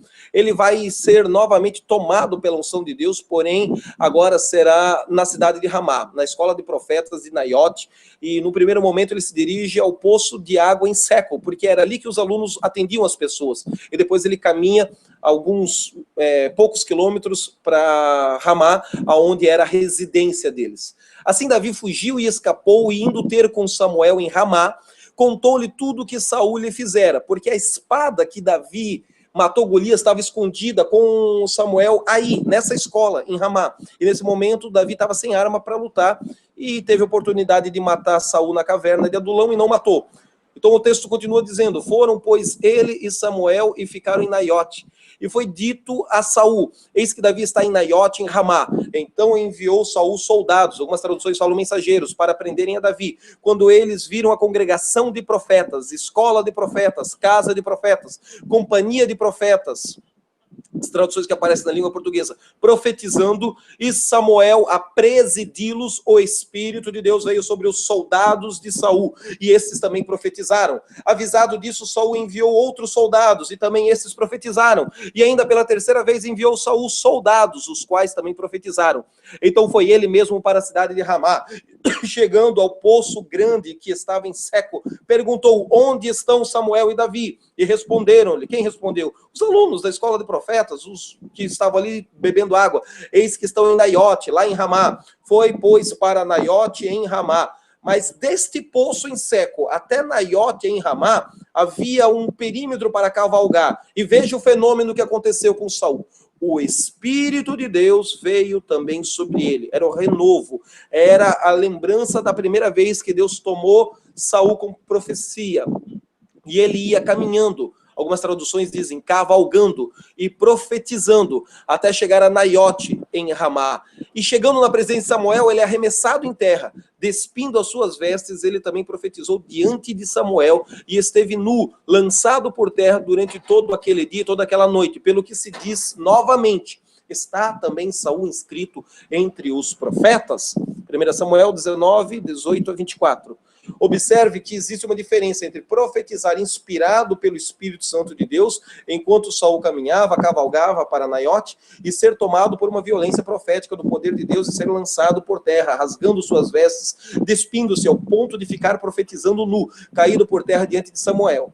Creio que é possível ser um caso de libertação ou de exorcismo pessoal de Saul, misturado com uma experiência de renovo, de batismo, de fortalecimento de fé, alguma coisa que ativasse em Saul a memória da primeira experiência lá em 1 Samuel capítulo 10, quando ele era mais simples, menos arrogante e não estava desejando matar o espírito homicida, tentando matar Davi. Igrejas proféticas nos dias de hoje estão restaurando os turnos do tabernáculo caído de Davi. Logo, logo vamos ter uma aula sobre isso. E essas mesmas experiências estão se repetindo aos milhares pelo Brasil, com traficantes, com feiticeiros, que simplesmente ao se aproximarem dos locais de adoração e intercessão, fruto desta incubação de fé criativa, acabam recebendo um toque sobrenatural da glória de Deus. Eu quero que você seja tocado por essa unção agora, enquanto você ouve essa aula, enquanto você assiste esse vídeo, os ambientes, os auditórios em que as escolas estão alinhadas com seus intercessores, recebendo a transmissão ao vivo, sejam tocados pelo Espírito de intercessão. Ouça o chamado, ouça o chamado, ouça o chamado para o treinamento profético, porque não é porque Deus te deu o dom que você vai ser profetizando na tua própria cabeça, na tua própria telha, no teu próprio entendimento. Existe um fundamento bíblico que precisa ser estabelecido, existe uma maturidade profética que precisa ser exercitada, e o ministério profético também precisa ser submetido a um discernimento coletivo, a uma avaliação, por pessoas que estão mais na frente do que você.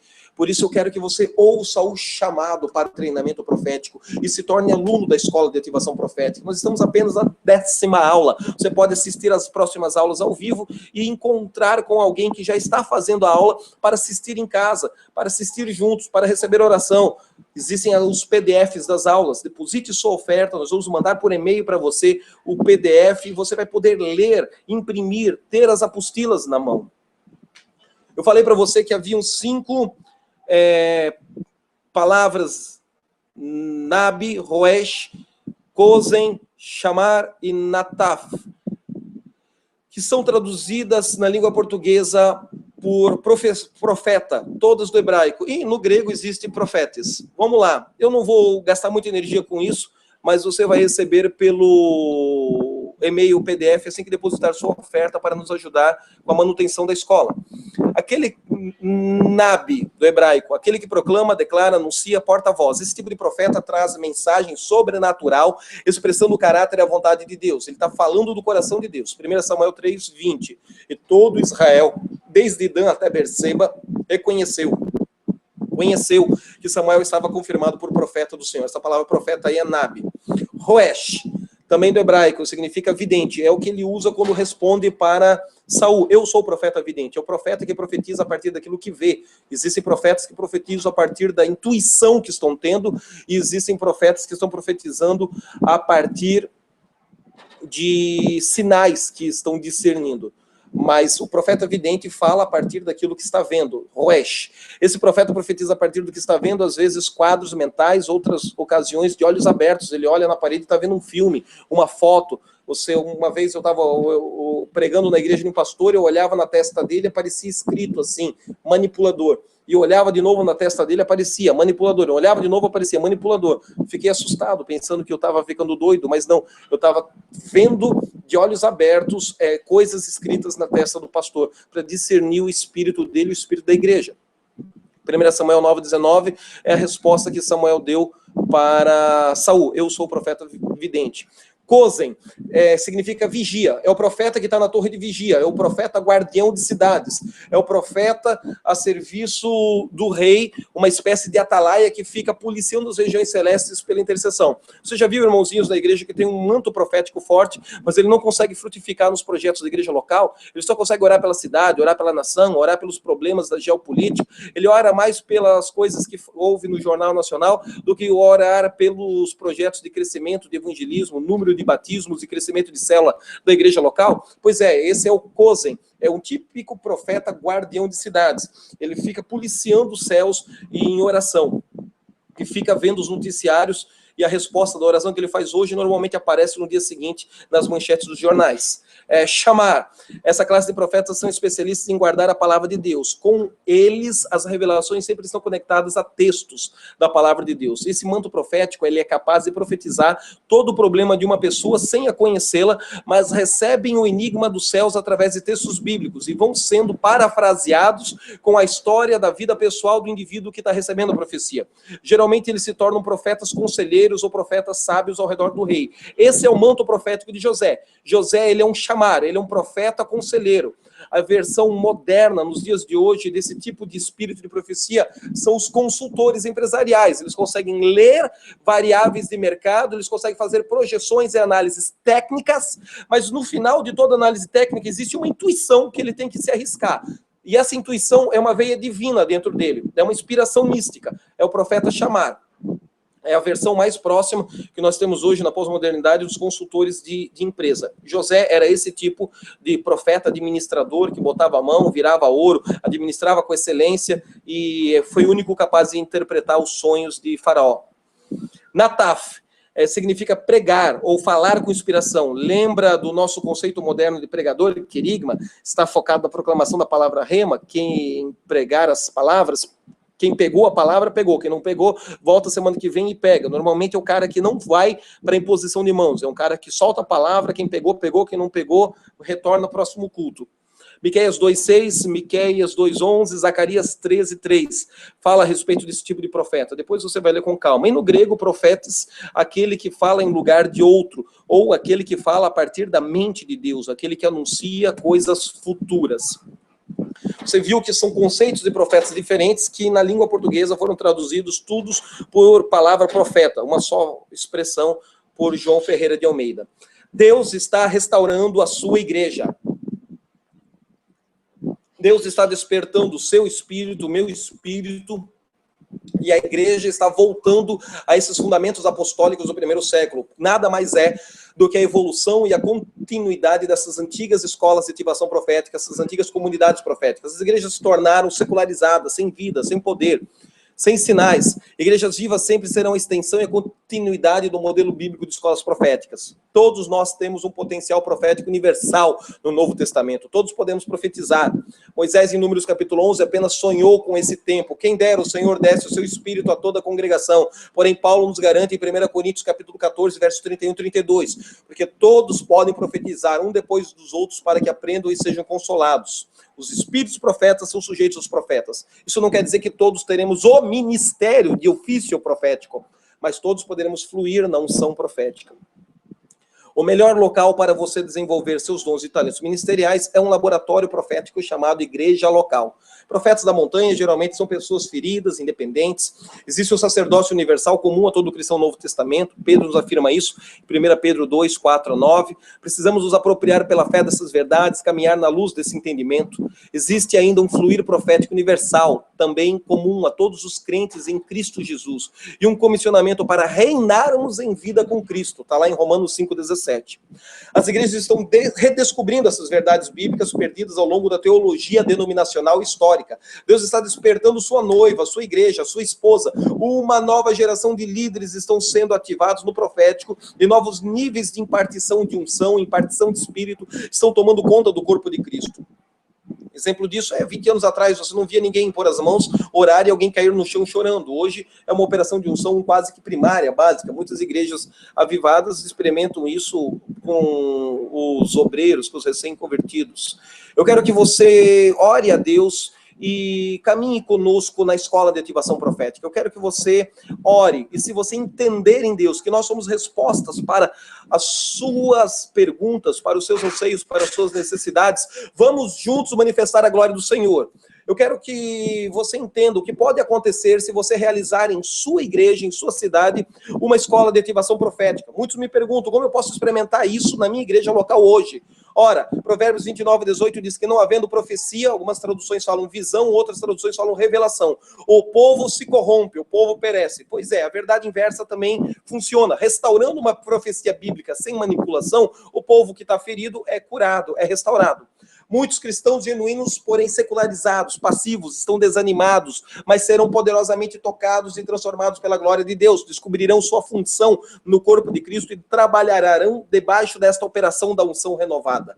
Deus não faz a igreja crescer de modo independente. Pastores também não conseguem fazer a igreja crescer nos seus esforços pessoais, mas a igreja crescerá espontaneamente quando ela estiver saudável, bem ajustada, alinhada com o propósito eterno pelo qual ela existe. Apenas os irmãos que congregam naquela igreja local é que poderão trabalhar e fazer a igreja crescer, florescer, conforme Efésios capítulo 4. Bem alinhada, bem ajustada, juntas e medulas saradas. Atmosferas de unção, glória, poder, profecias invadirão as reuniões públicas e privadas da tua igreja local. Deus passará a habitar no meio das reuniões, novos níveis de poder e unção nos lares. Salmo 68:18 diz que Deus habita no meio das operações dos dons. O coração de Deus será comunicado aos visitantes, assim como o coração de Saul foi comunicado profeticamente por ele, pela instrumentalidade de Samuel. Paulo também fala aos Coríntios, capítulo 14, verso 22 e 25. E Paulo diz que o coração do incrédulo vai ser publicamente revelado e o incrédulo vai dizer, verdadeiramente Deus está aqui nesse lugar. Cristãos tradicionais, secularizados, religiosos, passivos serão transformados ao renderem-se ao fluxo da unção profética. 1 Samuel 10:6. O cansaço e a fadiga de compaixão serão destruídos, quebrados, removidos do meio da igreja. Mateus 11 fala sobre a fadiga de compaixão de João Batista. Seu pastor deixará de ser um Moisés, uma espécie de supercrente, operador de milagres, que cobra escanteio e corre para cabecear, para toda a igreja amadurecer, e juntos vocês irão se tornar o poderoso exército de Josué, onde vários operadores de milagres irão honrar a unção que está sobre o pastor da igreja local. É a experiência e a diferença da maturidade de Números capítulo 11 e Lucas capítulo 10, a escola de ativação profética de Jesus no Novo Testamento. Próxima aula eu vou falar sobre o modelo de escola de ativação profética através da instrumentalidade de Jesus, Ananias, Paulo, Epafrodito, e como isso foi o fundamento da igreja apostólica do primeiro, segundo e terceiro século. Deus está soprando o seu espírito no vale de ossos secos e está restaurando uma geração de guerreiros, de adoradores, intercessores, empresários, profetas estão sendo ativados, não para serem profetas na igreja, mas para serem profetas no mundo dos negócios, para discernir profeticamente se devem comprar ou se devem vender. Eu conheço um profeta de Dallas que esteve comigo em Recife ministrando algumas semanas em várias igrejas, e no dia 10 de setembro ele teve por revelação uma palavra do Senhor: vende todas as tuas bolsas nas ações de Nova York. Ele não entendeu por quê, mas ele obedeceu. Todos os conselheiros disseram, fica, você já vai ter lucro, mas se ficar mais alguns meses, o lucro será maior. Ele disse, Deus mandou eu vender, e eles venderam. Sabe o que aconteceu? No dia seguinte, 11 de setembro, ele estava assistindo pela televisão os aviões caindo nas Torres Gêmeas e entendeu que a revelação profética que Deus deu para ele 24 horas antes era uma operação da unção profética no mundo dos negócios. Nós estamos comprometidos com modelos de igreja, com gestão e administração da sua igreja local. Ao implantarmos uma escola de ativação profética em sua igreja, nós caminharemos juntos pelo resto da vida, pois a base da nossa legitimidade no reino são os nossos relacionamentos profundos. Porém, cada igreja segue o seu modelo de crescimento e gestão local. Nosso compromisso com os pastores e líderes é disponibilizar material bíblico e profético para as aulas online e ciclicamente ir a essas igrejas para fazer os encontros de imposição de mãos, para ativação de dons, operação de milagres. Eu e você podemos mudar o mundo. Creia nisso. Vamos fechar a aula de hoje? Prepare-se para o resumo. Ao analisarmos a morte de Eli e a vida de Samuel, percebemos que houve o encerramento de um ciclo de iniquidades e corrupção em Israel. Foi o início de uma nova estação e temporada, onde o pulso psíquico de Belial foi destruído, arrancando das mentes e de corações de toda a nação, não apenas os sacerdotes, todo aquele lixo. Oséias 6 diz que assim como é o sacerdote, assim será o povo. Um novo tempo e senso de santidade, temor a Deus e obediência à sua palavra tomou conta da psique da nação. Nesse período, o ofício sacerdotal estava tão desgastado e corrompido que o Senhor já não podia mais comunicar o seu coração nem a sua vontade através da instrumentalidade do urim e do tumim. Samuel foi treinado e educado no templo, exposto à influência satânica, ao modelo pedagógico de Ofni e Finéias. Tinha tudo para dar errado, porém o jovem profeta deu certo.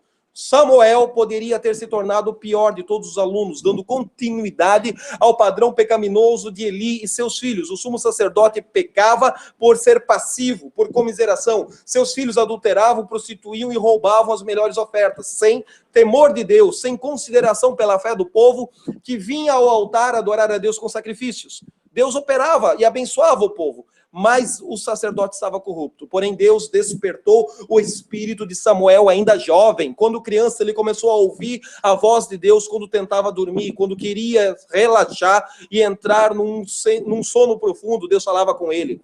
Assim, cresceu diante de Deus e cresceu diante do homem, passou a ser usado e aprovado publicamente. Seu ministério tocou no profético, no sacerdotal, mas também serviu a Israel como juiz, tipificando o pleno potencial dos filhos de Deus no Novo Testamento, os quais são chamados ao sacerdócio universal, a reinar com Cristo e a ser manifestações de unção profética, embora nem todos sejamos ofício profético. Deus sempre teve seus profetas ao longo das Escrituras, desde Abel, o justo, lá em Gênesis capítulo 4. Você está perguntando, por que Abel? Porque Jesus chama Abel de profeta no texto de Lucas capítulo 11, versos 50 e 51. Até eu e você, nós, nos dias de hoje, Deus ainda tem procurado por pessoas para servirem de instrumentos nas suas mãos, a fim de comunicarem o coração do Pai, seja pela instrumentalidade do urim, tumim. Para que eu vou usar 2 pedrinhas se eu tenho uma ferramenta muito mais eficaz, muito mais poderosa? A palavra profética, a autoridade, o poder inspiracional pela palavra verbalizada diretamente à alma da pessoa.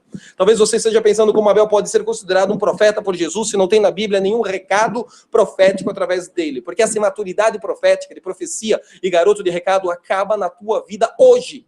Isso só reafirma que não importa quantas mensagens você tenha pregado até o dia de hoje, não são as tuas mensagens que fazem você um profeta. Para ser reconhecido como profeta do Senhor, só importa como você viveu aqui na terra e como será a sua morte. Este é o tempo da manifestação dos filhos de Deus. Existe uma glória destinada para filhos maduros, que vão colocar toda a criação que geme com dores de parto em plena liberdade.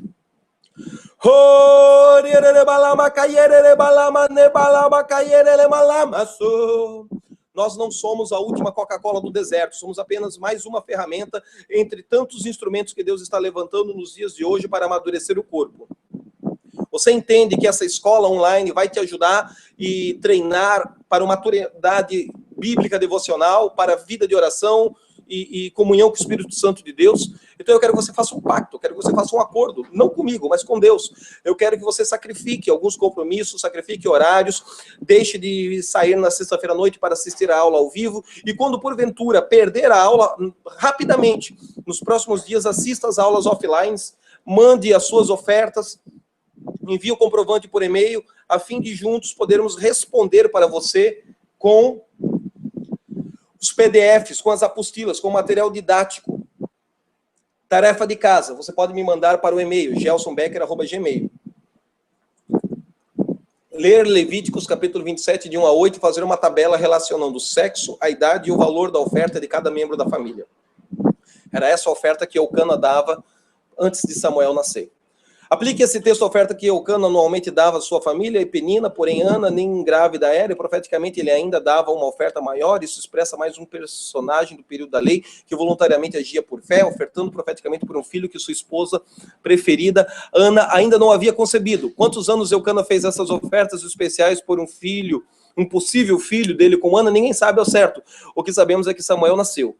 Você já sofreu de esterilidade ou orou por alguém estéril?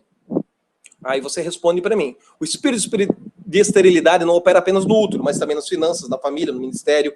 Ele personifica o modelo de Belial. Descreva para mim o que você entendeu sobre o sistema religioso de Belial e sua influência na mente dos cristãos e pastores hoje.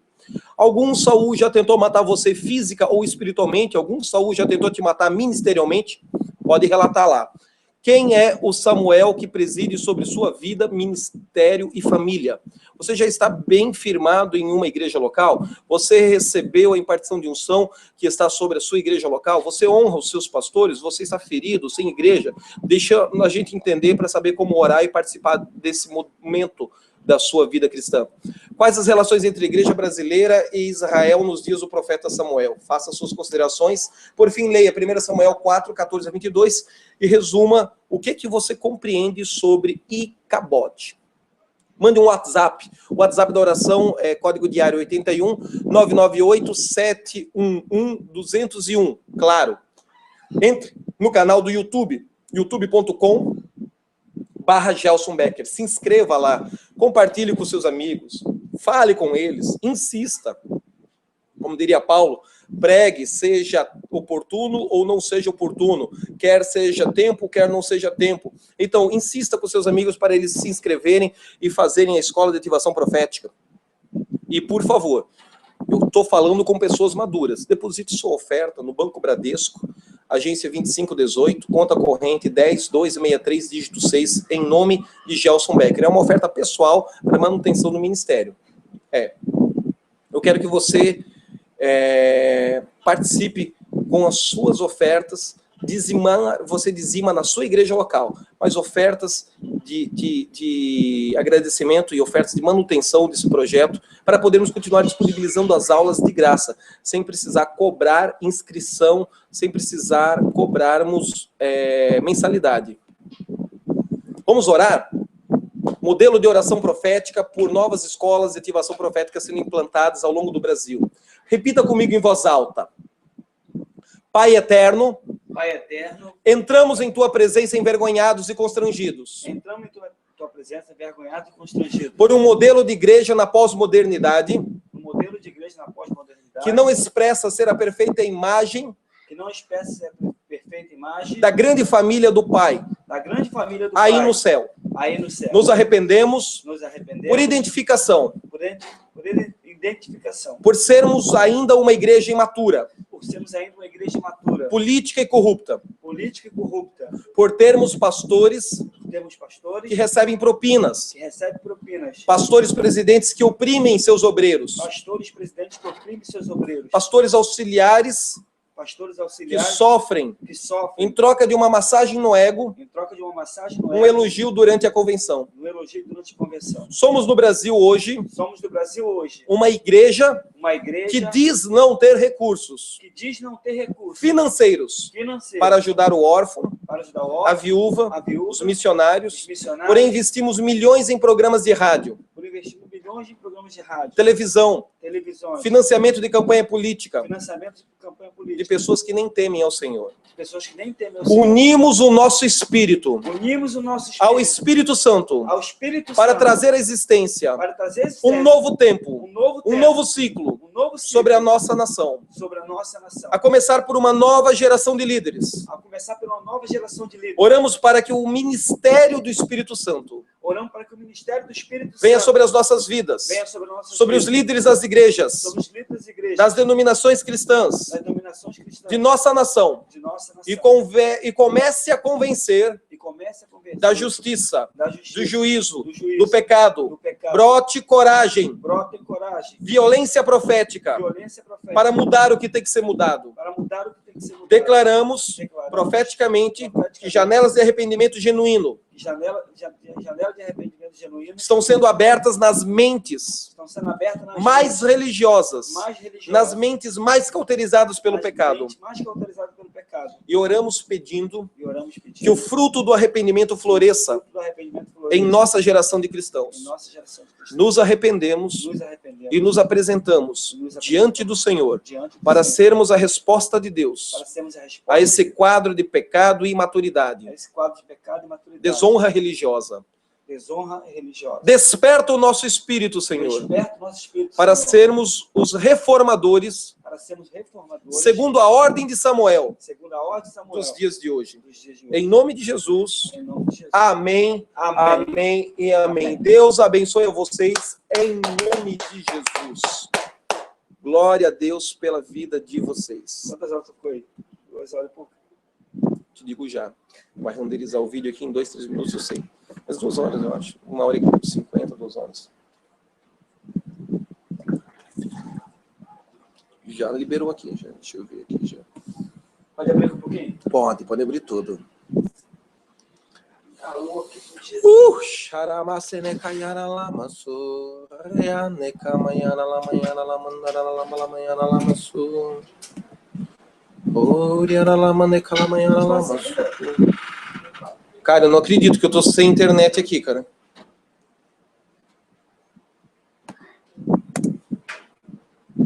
Cara, será que eu tô esse tempo todo sem internet? Não. Sangue de Jesus tem poder.